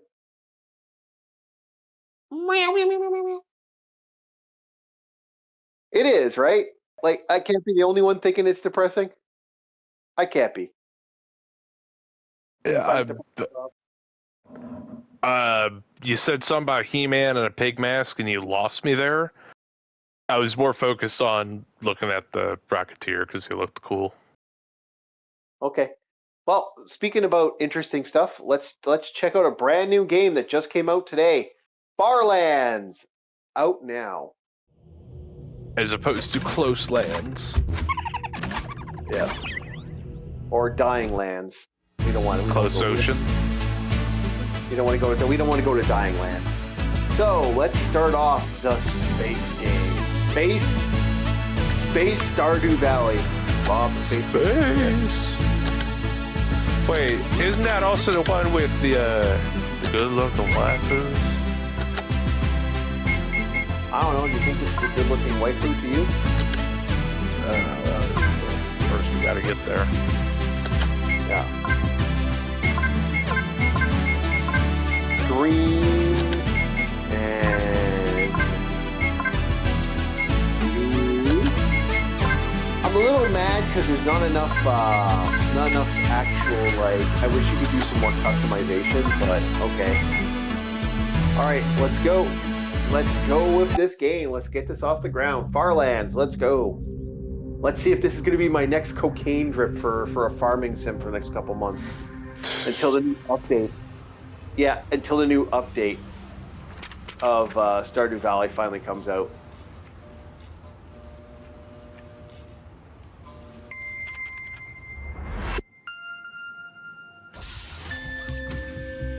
Yeah, okay. Also tonight, our game plan, we also got to talk about a couple other things tonight because, holy shit.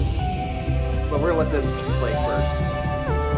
Let this kind of go off.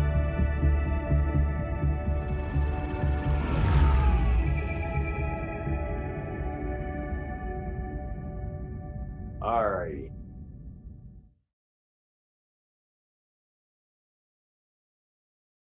Can I? No, okay. I thought I'd actually play with that, not just a loading screen.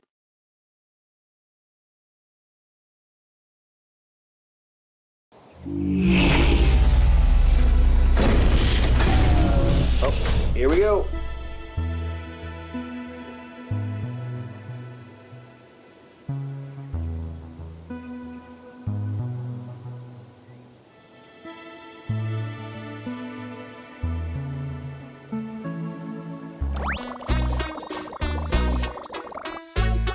Hi, hope you had a nice trip. Come with me and I'll show you around.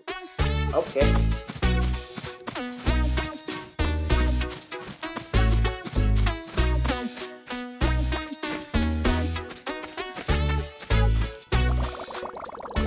As you can see, the there's a lot of potential.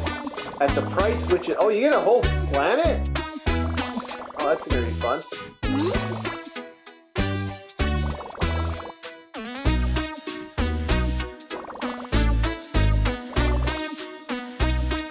Alright, so owner's name. Orc. Girl. What the hell? Oh yeah, okay. Girl. Farm name. Orc. A lot. Okay, sign. There's my signature. Now, is this going to be better than the serial killer Stardew Valley?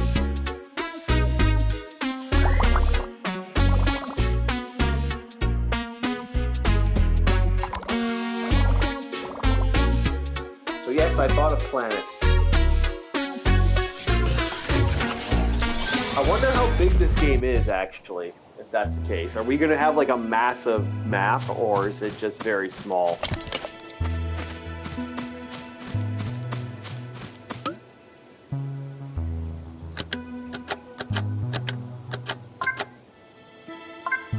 Okay.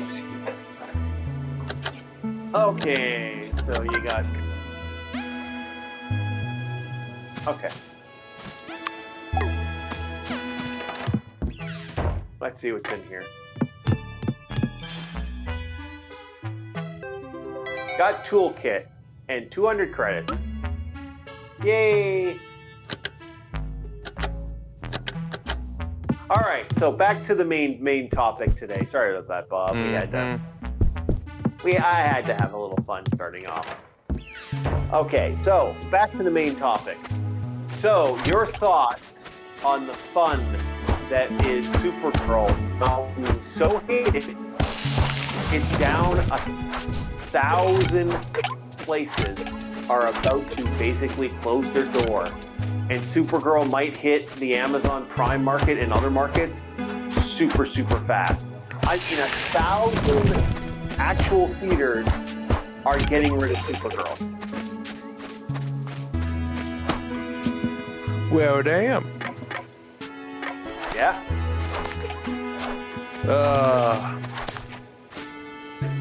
Where did this originally start? Is my question. Because it seemed like out of nowhere, this whole thing with Supergirl fell out of the sky. I was like, where did it start? Was it like the development of it is that when they're like, oh, we're gonna do it this way. You know how they are.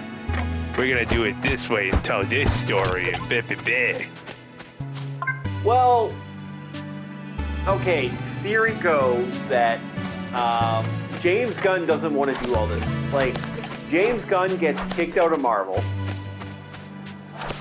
and after getting kicked out of Marvel, he was considered like, oh, it's going to be innovative, oh, he's creating all this unique stuff, and people liked Guardians of the Galaxy, because at the time, it was something unique.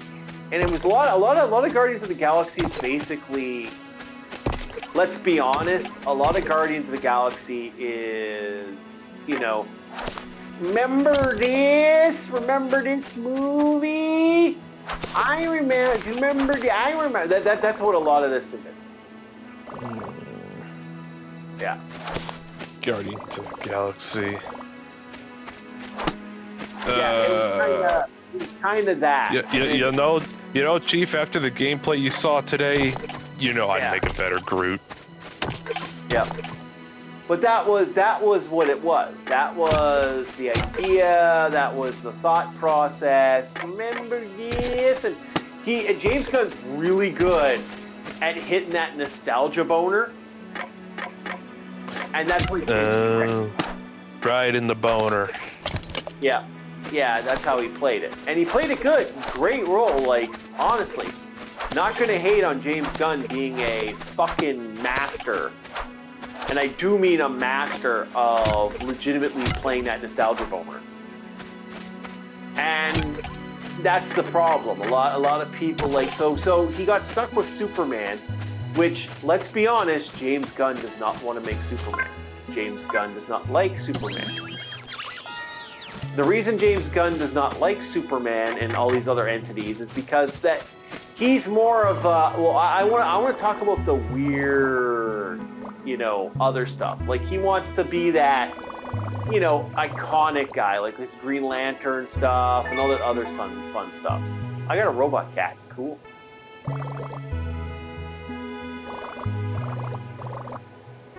So that's basically what it is. James Gunn is sort of that, in a way. He preys upon boners. Yeah, that's how it works. So Supergirl was supposed to be this big iconic thing. Like, it's leading into the Green Lantern shit.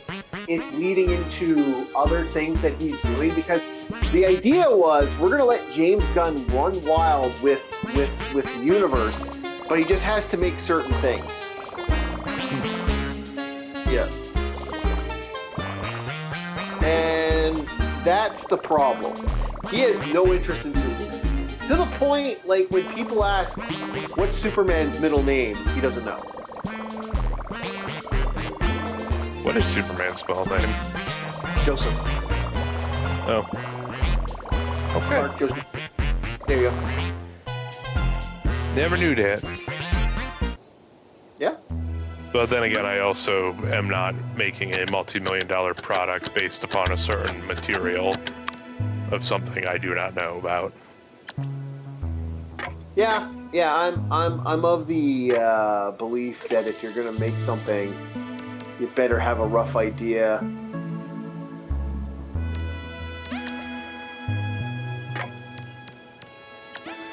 Of what the you are doing. Exactly. Nowadays, the only thing people know about D&D is the magical dodecahedron. In other words, a D20, for people who didn't pick up on that. It seems that's the only thing people know about is a D20 when it comes to D&D. It's like there's a lot more involved in that, but okay, fine.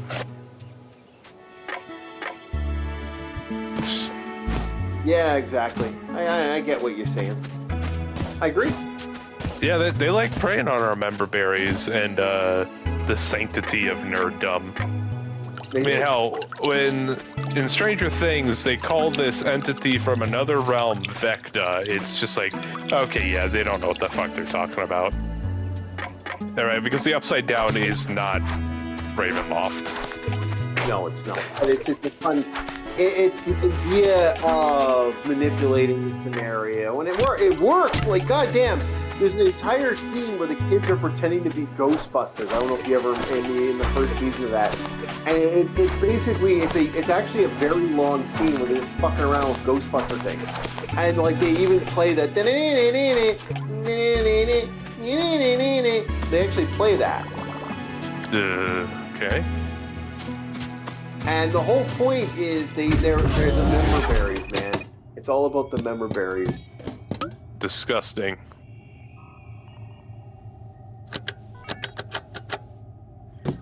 Yeah, that's how it plays, man. It plays on the member berries. Stay away from my sacred thing. Yep. It works. It works. It works great, man. They actually did pretty well.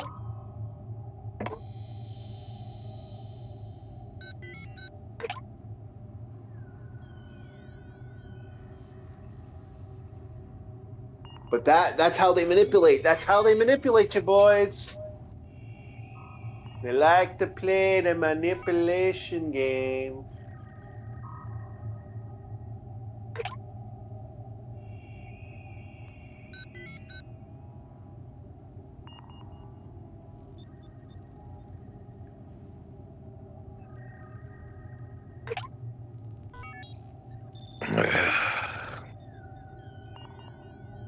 Now, works. Chief, would it also be that it's not just member berries, but it's acting as, if I'm to make a reference to that era in time, the gateway drug into nerddom? people see it as like, I guess, the gateway, the keys to the kingdom. See, I'm a nerd too. I watch this. I get the references. It's like, no, you don't. It's a great way to manipulate the scenario, and that's what they do.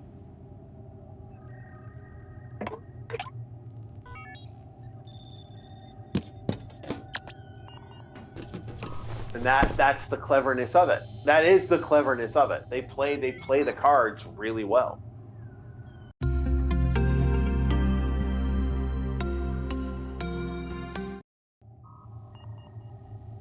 Man. Yeah. What do you want me to say about it, man? It's how it works. They manipulate you and they play you. They play you like a fool.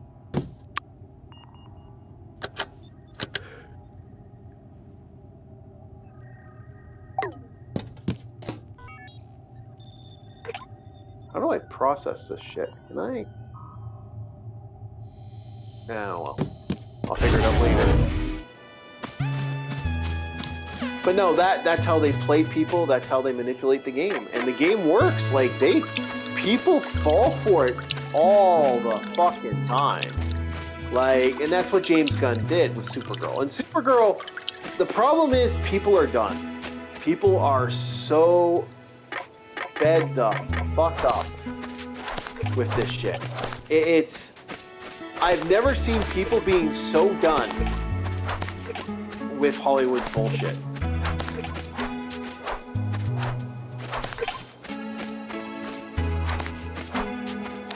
Weird thing is, Chief, we used to be called crazy for this. Yep. Now look at it. Like, I mean, this is looking really bad in a lot of ways. And if this keeps going the way it's going to go, you're going to have people just done. And we are starting to see that more and more and more, this level of we're done. Can't blame them. How many times are you going to get your chain yanked before you get tired of getting choked? Yeah, exactly. I get you, yeah. I agree.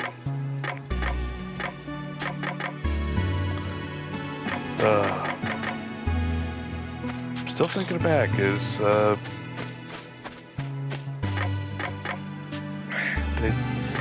I always still looked at sideways when I said, yeah, no, that's not real nerd shit. And they're like, what do you mean? And then I would have to go into an explanation, but the explanation still fell flat because they just could not comprehend what I was telling them. Yes, it had to get to the point where I just had to drop the conversation because it's just like, you're not gonna get it no matter how many times I tell you. Stranger Things is not for nerds. It's made for people who think they're nerds. Yeah, it was a normie thing. I've always said it was a normie thing. This is why I was always laughing at it personally. Like, and that's the thing with Supergirl. Supergirl was supposed to be that normie thing. It was supposed Bazinga. to be, yeah, it was supposed to be that thing. And because it wasn't, well, you know, we knew it was going to happen. Yeah, it was like Big Bang Theory. It's like, yeah, no. That's another, I guess you'd say, gateway drug for normies. It's like, oh, this is what nerds do, right? It's like, no. No. No.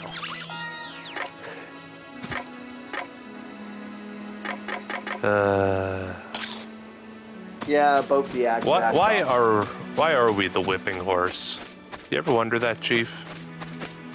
Well, because nerdom was something that was never supposed to be as, like, it became, dude, if you ever noticed, it's always the stuff that becomes popular. Like, look at video games. Video games is a good example of this.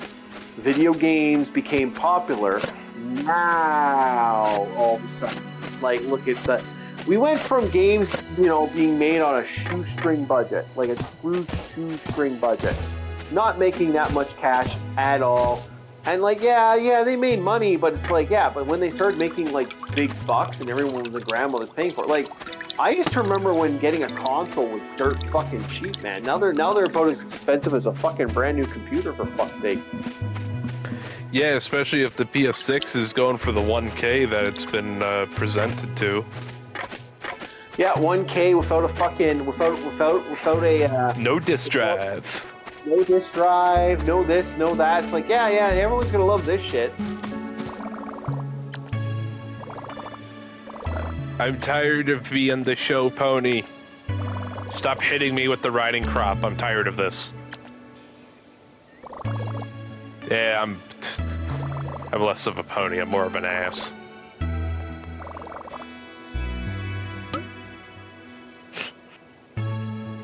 I'm too cynical to be a horse.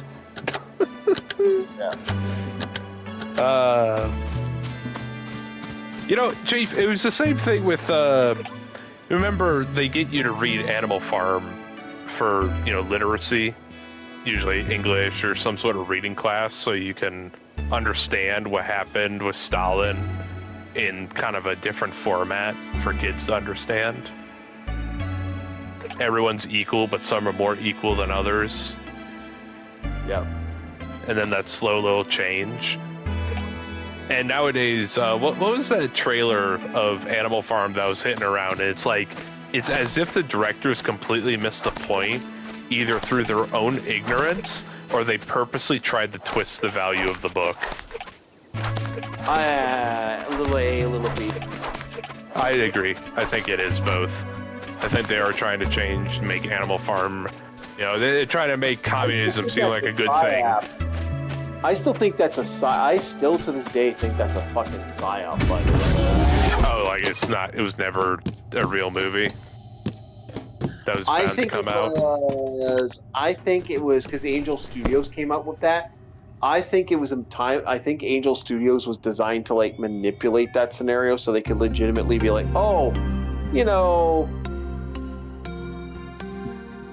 you did this. That's my feeling. Like because it came out for Angel Studios and absolutely tanked.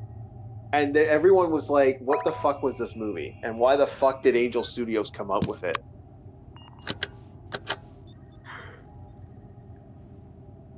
We talk about Supergirl or Animal Farm? Animal Farm. Yeah. Yeah, Supergirl. We were discussing Supergirl. Supergirl is stupidity at its best.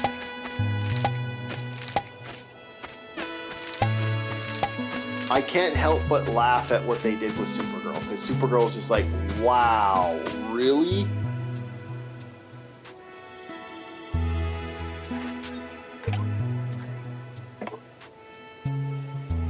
It's crazy they did that to it, actually.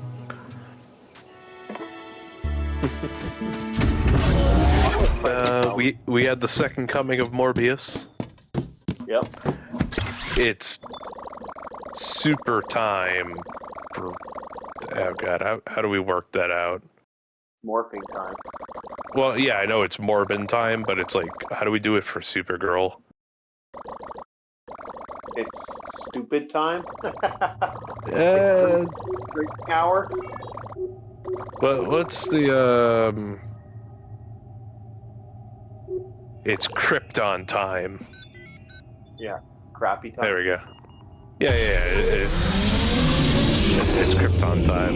There we go. Yep, it was crappy time. Yeah, So because this movie is ceases bad. to exist just like Krypton. Dude, this is so bad that people and Catwoman. Remember, Halle Berry Catwoman did legitimately fail compared to this. Think about that. A Catwoman? The Halle Berry Catwoman movie. I don't remember that. Yeah. Is that the point? It's like, it's something that's not even existent anymore. Yeah, pretty much. Okay.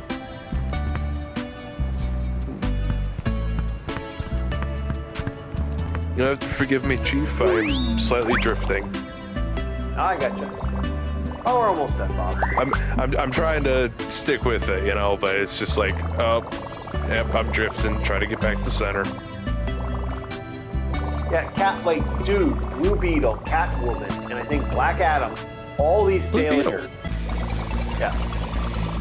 Blue Beetle did better. Yeah. Wasn't Blue Beetle like a sidekick to Batman during it, part of his own series or some shit? Yep. Yeah, it's pretty much what he did. Yeah, he failed. Like it's absolutely. And now we have a Green Lantern movie that's supposed to come out. I'm not sure how far that's even gonna fucking go. You think we're ever gonna get a Phantom movie? It's been talked about. We don't know if we're ever gonna get it, but it's been talked about.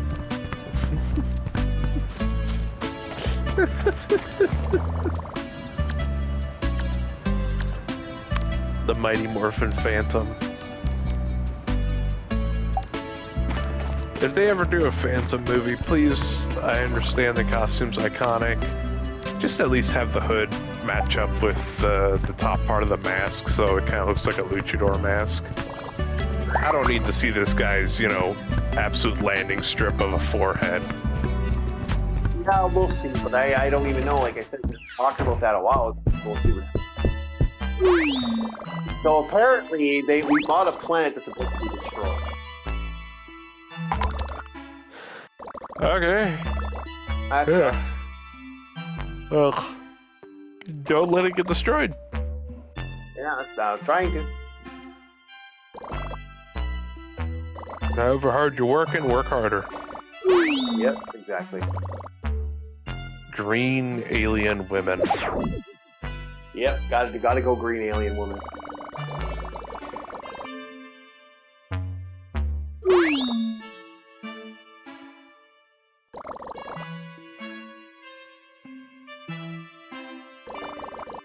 Yeah, this big guy doesn't want the greedy fat guy to win.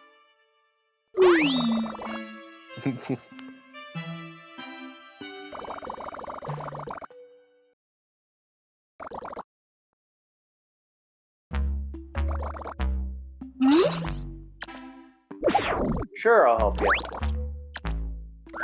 Sure. Thank you very much. You're the best thing to happen to the system. Let's celebrate. Yeah. Okay, great. I want to sell my gear. I want to start selling stuff. Let me set it. How do I set shit?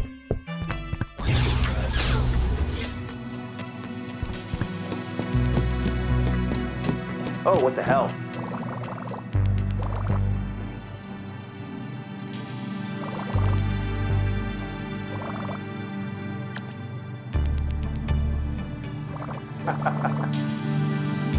That you're registered for the ARC system. Well, this is an interesting, weird game. What the fuck?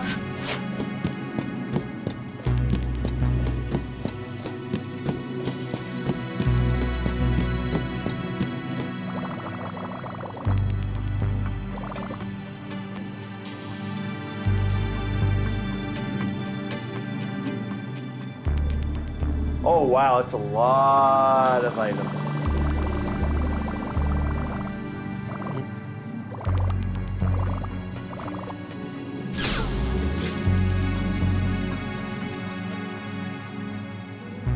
Uh-oh. Hey, what the hell? What the hell is that?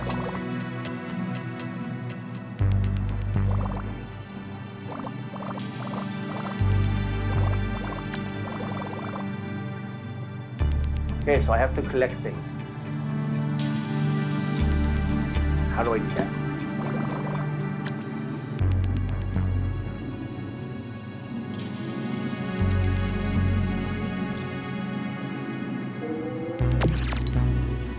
Oh, good. Oh, I see. I just collect here, and then they actually put shit up. Oh, that's interesting. So this entire game is you're working with aliens to give them research material. I'm not human, though. Stop calling me human. That's insulting. I'm an orc. I'm a female orc. Because what the hell?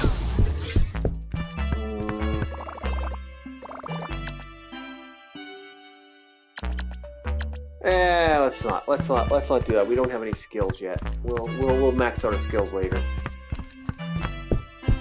But you can actually flirt with people? That's interesting.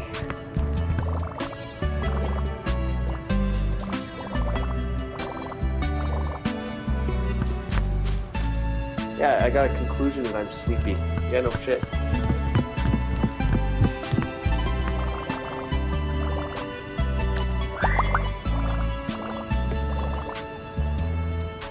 Oh, okay. Oh, I got catching yet. Yeah, this is an interesting. This is gonna be one of those games I'm gonna be playing on the side. This might be a new crap for me. Maybe I'll play it more tomorrow after I work out.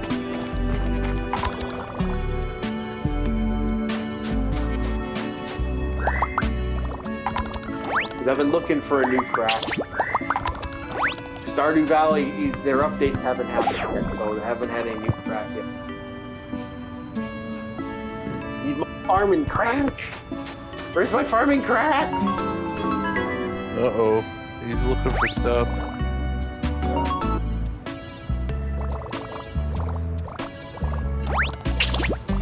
So I guess you catch... Okay, well, I want to sell my gear. That's the only thing. Can I sell resources? That's what I'm more worried about. Where do I sell produce?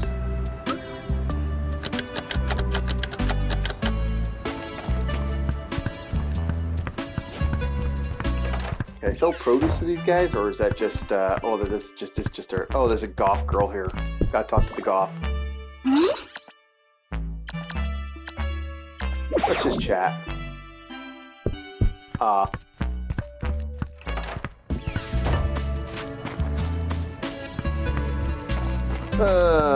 Okay.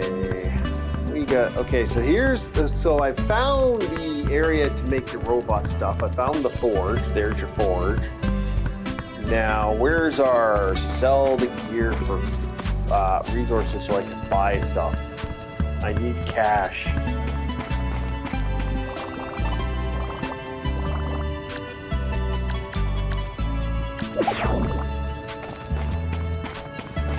Okay, that didn't work. I wanted to flirt just to check. Is it here, maybe? What the fuck is that?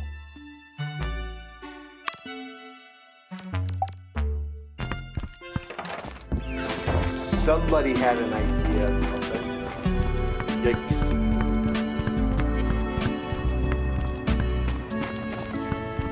So we want to sell things. Where do we sell things?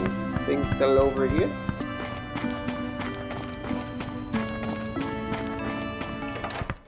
We go in here to sell it.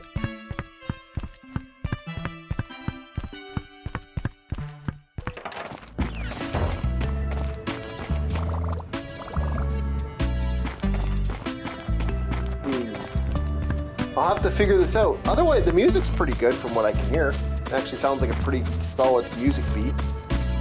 Yeah. Not this in the music.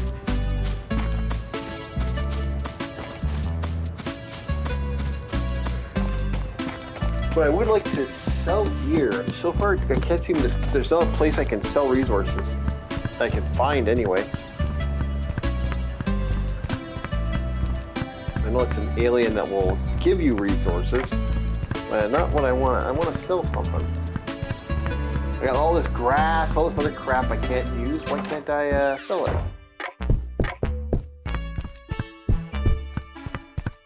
The PC over here, does that do anything? Nope.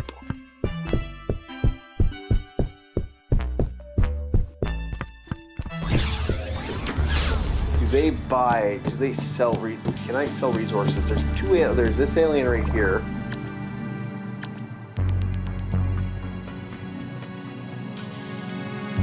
Okay, I can unlock new alien biomes.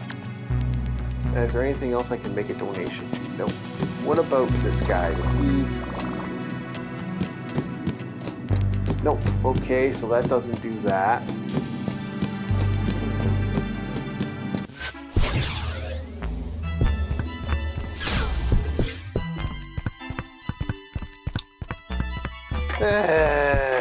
Where the fuck do I go?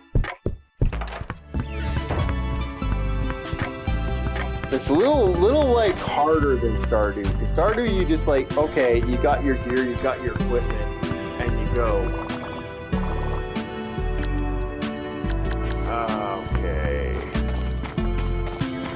Like this one, it doesn't seem to have a, like, oh yeah, you can do this, this, and this.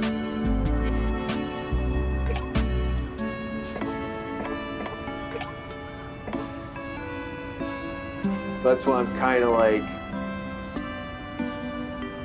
I'm gonna put some stuff in here and see what happens. Maybe I can.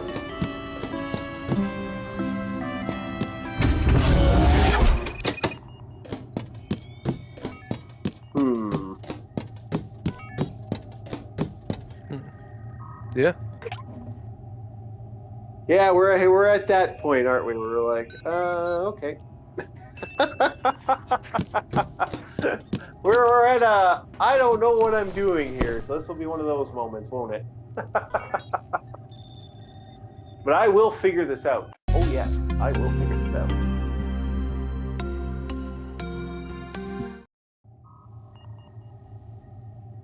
Uh-oh. Did this just crash? Nope, okay, we're good. For a second there, I thought it crashed. Oh, I receive a gift.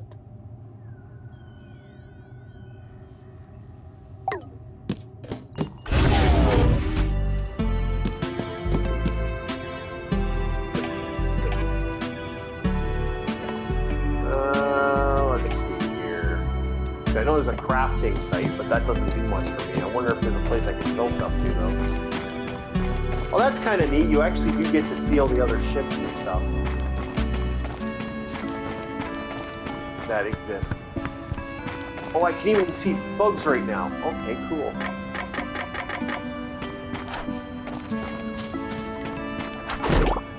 Got one. Okay, we got one. Cool. That's neat. The bugs actually come out at certain times. You can even steal them for that. Ah. Here's your shopkeep guy.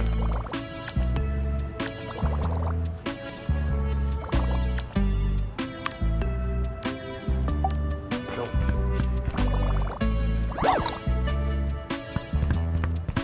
Okay, he's happy to see me. Good. Now, is there a place to sell? That's the only thing I want to know.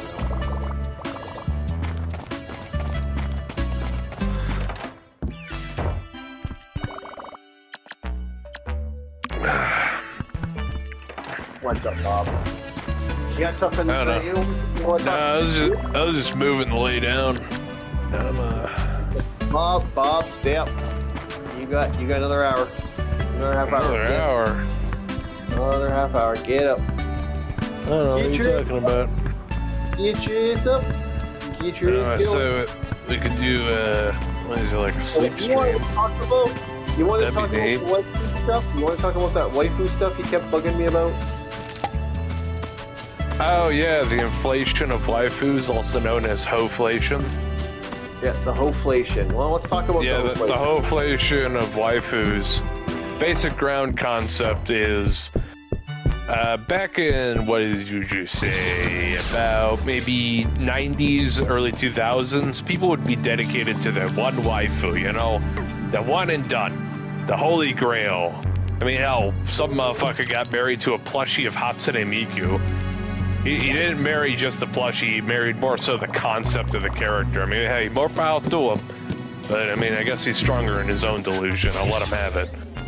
Nowadays, you get shit like Genshin Impact and Zenless Zone Zero where there's like a waifu every few months. And it's just some shorts video like, oh my god, look at the new waifu. And it's just like, bro, what happened to the other one you were just idol worshipping? Oh, you forgot about her? God. Like I said, hoflation. There's inflation in hoes. Yeah, exactly. I get what you're saying. And go ahead. Yeah, it's like no merit or value to them at the end of the day because, yeah, it's a waifu.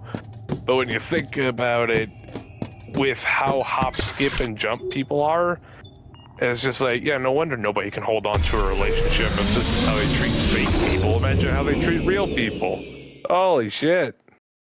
Well, for me, the waifu thing's been around forever, man. There's been harems in anime forever. Like, goddamn. Yeah, Like, and honestly, harems are such a lame concept because the guy's a goddamn brick of lead. Yeah. Most of the time, yeah. Yeah, and this is why I'm of the opinion that don't change yourself.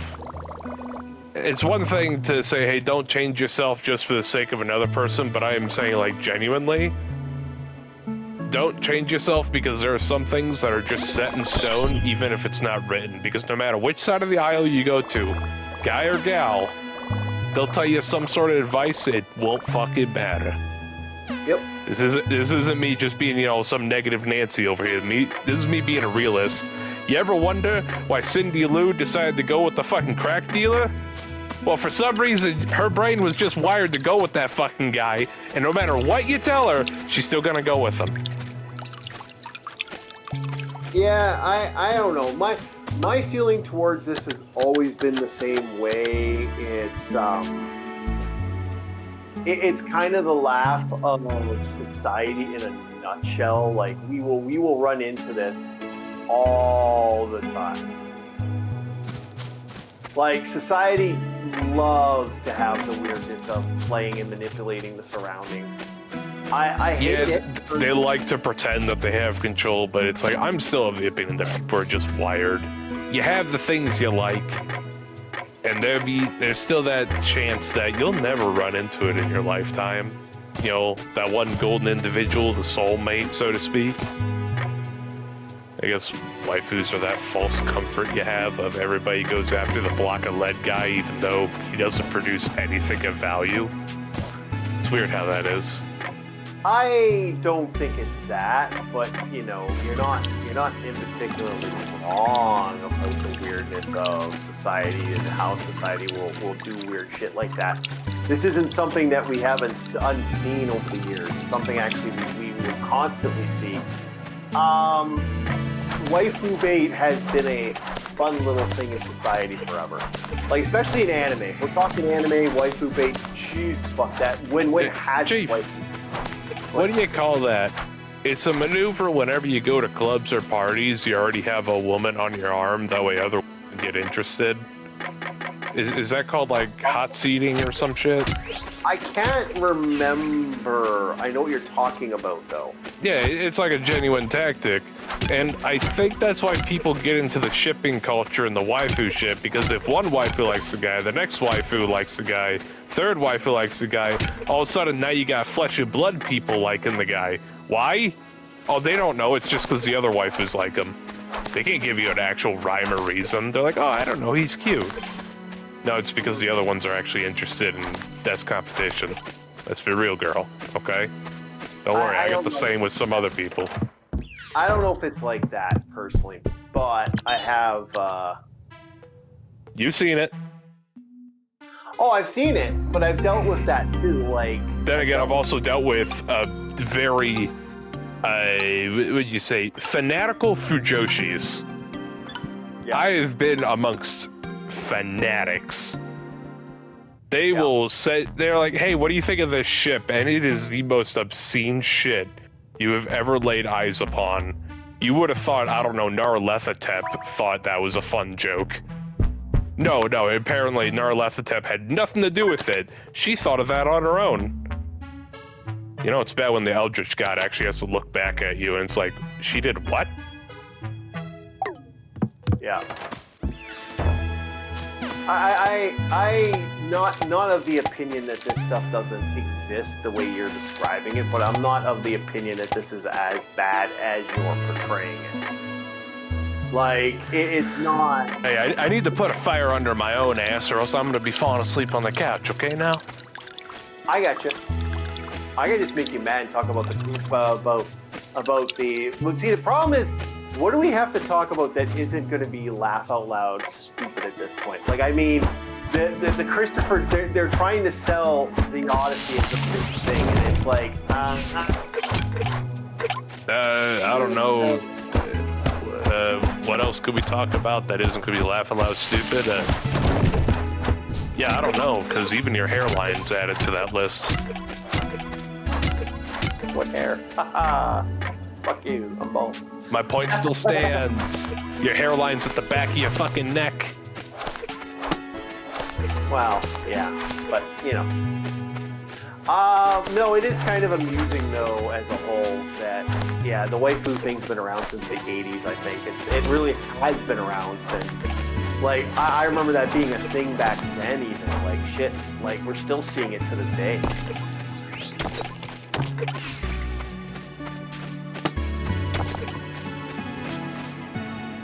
So I got nothing. I think, you know, when you talk about the waifu thing, I'm kind of the opinion it's kind of amusing that we've gone that way with the waifu thing. Like now it is actually like we were, for example, watching Country Bumpkin, or even watching like looking at Zenless Zone. Man, how far has Zenless Zone been recently, right?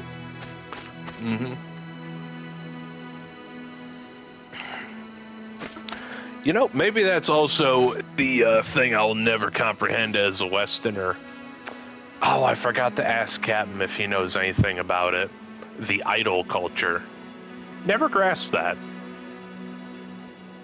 Is the idol culture supposed to be like a way of having your own, I guess, Hollywood stars in a way? I don't even like Hollywood stars. To explain idol culture, it's how to put it. It's not that it's not the way you're describing it. Idol culture is a weird animal in its own. It is its own beast. I'm not saying it's the exact same as, you know, some actor or singer on stage, but I noticed the idol culture leaks into things that you wouldn't necessarily pair it up with. Like Uma Musume is a fantastic example. Yeah. They're horse girls, and they're effectively athletes. How does singing involve in any of it? I know. That is somebody having way too much fun with it, and it is over the top. It is meant to be that extreme stupid. So it kind of has a joke factor, even if people are fanatics about it. Yeah, it is. It's supposed to be a joke. Okay. I could see that. Yeah. Over the top. It explains the songs. Something to give you out of the drab environment, especially if you're stuck with a black company, as they call it. Doing your 9 to 5, not an inkling of sleep. I hear horror stories about people who work at black companies. Absolute horror stories. I have to. So yeah, I guess it makes sense why the music's kind of over the top. You need something to forget about your life on occasion. You know, just go to Fantasyland for a quick second. Reorient yourself. It's understandable. I don't know why I'm talking like I'm straight out of Chicago, but I guess I am today. That's how it is. When Bob's tired, he just turns into, I don't know, Uncle Terry. I'm walking here. Yep. Or is that more of a New Yorker thing? Found New York, actually. Yeah. Your boy straight out of Brooklyn. Yep. Unlike that Canadian. Oh, I can get you mad. I know what I can do, Bob. All right, let's talk about the. Wow. Okay. So this story got 1,000 times worse. The Canadian that decided to slap a person. Now, apparently, as the story was going... Oh, that wasn't just a person. That was a kid. Yeah, that was a kid. She was about, from what I was hearing, like, young. I heard 12, but she didn't look 12 to me. She looked like she was, like, 16. Anyway, all this girl had... You're going to laugh at this, Bob. All she had on was an American shirt. It was like a Trump 250 shirt. And this woman went out of her way to run up to her for no reason and slap her twice in the face. And then she ran off giving middle fingers to everybody.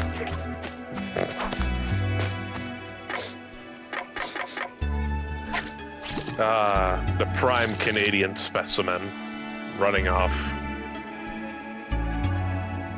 That's not prime Canadian, but okay. I know. I mean, hey, if you're gonna try and light a fire under my ass, I'll try to do the same. Yeah. We gotta have this fire. We gotta have a push and pull, a little tug of war here. Come on now. I have nothing to get angry about. I think this is absolutely pathetic. Like you're asking me for it's one of your fellow countrymen. That's all I have to go off of. It's an illegal Canadian. Thing that is now we can actually say that this was an illegal Canadian. This person, their visa had run out a while ago. Instead of her trying to get her visa in America, instead of trying to get her visa, she assaulted a child. yeah, she decided to be a dumbass. Seems to be a common thing with people who don't revise their visas. Yeah, this was pathetic in every way.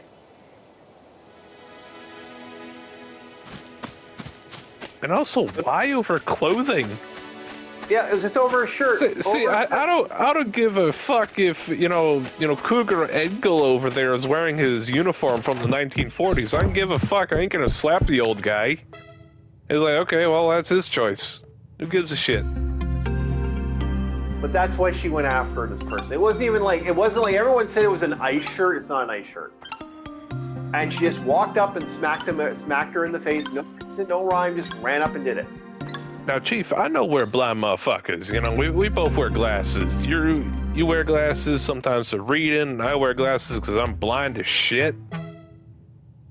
You think the rest of the world's blind? Because I'm pretty sure a shirt that has an American flag that says Trump, I don't see an ICE in there at all. It's like a mixture of willful ignorance and sheer blindness. I know, right?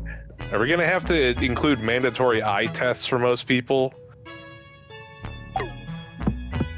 I know, it's silly. It's just silly because it's a person that didn't need to do this. She had no value in doing it. She just decided today was the day I'm going to take a swing at this guy, at this person. Okay, well then yeah, you're just gonna piss people off. They're going to, and now she's like, now she might be on her way out. Now the problem is, this is where it gets even funnier. Little Miss Romeo over here, the guy who's like crying about her and all this stuff, he's not going to be able to get into Canada apparently because he has a DUI. So, oh, what's that all about, bud? Yeah. You got a DUI? You little sussed up behind the wheel? Oh, that's no good. This dumbass is a criminal, so he's not going to be able to move to America, move to Canada. And so he's fucking stuck. I remember dodging a DUI one time. I wasn't driving though, that's the real benefit of it. Well, yeah, I dodged the DUI then. He actually did do the DUI. Fucker that did it. Oh no, it was one of those cases where if I fuck up, my buddy next to me is gonna get it. So I had to be straight-faced. So in other words, I helped him dodge a DUI. We both dodged a DUI. Yeah. I couldn't stop laughing when I realized that this person had done what they had done. Are you high? Are you stupid to start this problem with a person that had nothing to do with the problem? You could have not started the war and picked that fight. Oh, can't do that. Have to start a fucking a Congress with people that don't deserve it. Like, yeah, like this person's a moron. Like, and like I said, her husband. The scary part is she can vote. If she's willing to do this to a kid, imagine what. Oh man. Well, she can't vote now. She's kind of out of the equation now. I mean, yeah. But think about it. Let's assume she didn't do that. It's like, man, the fact that this crossed your mind. I know I'm getting a little, what's that anime, Psychopaths on this? Yeah. But it's like, let's say hypothetically she didn't do it, she would have been able to vote and like, you know, put her voice out there, but at the same time, she assaulted a child in this other timeline. This is getting very psychopaths, shoulda, woulda, coulda kind of stuff, but still. I don't know where I'm going with this necessarily. It's just nonsense. Absolute nonsense, and my brain's too tired to process it.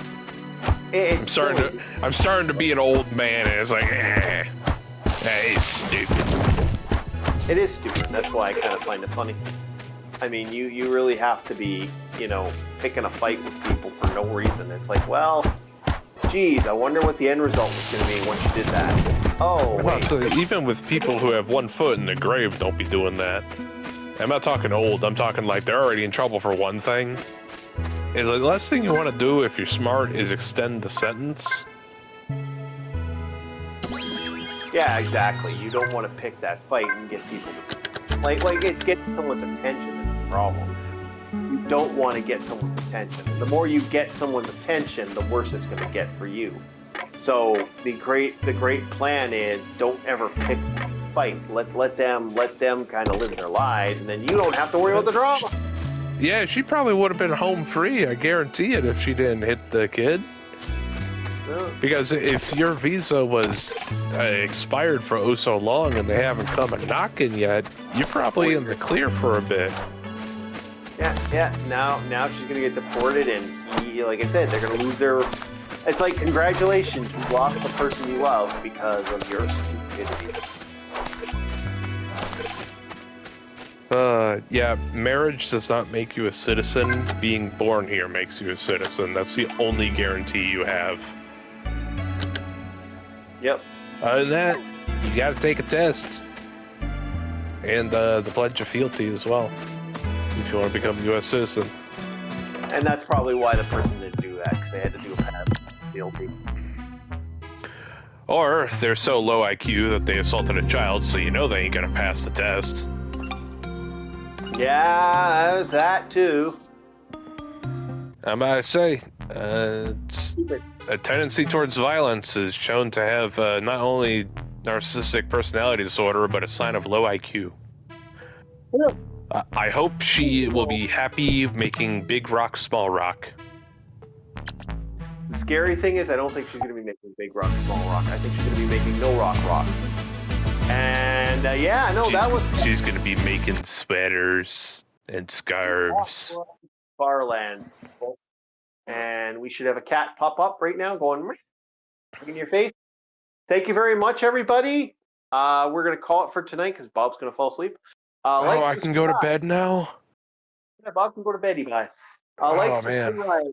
And we will be around probably next Monday with some more reviews, some more videos, and some more conversations. All right, have yourselves a very good night, guys. I hope you enjoy, and we'll see you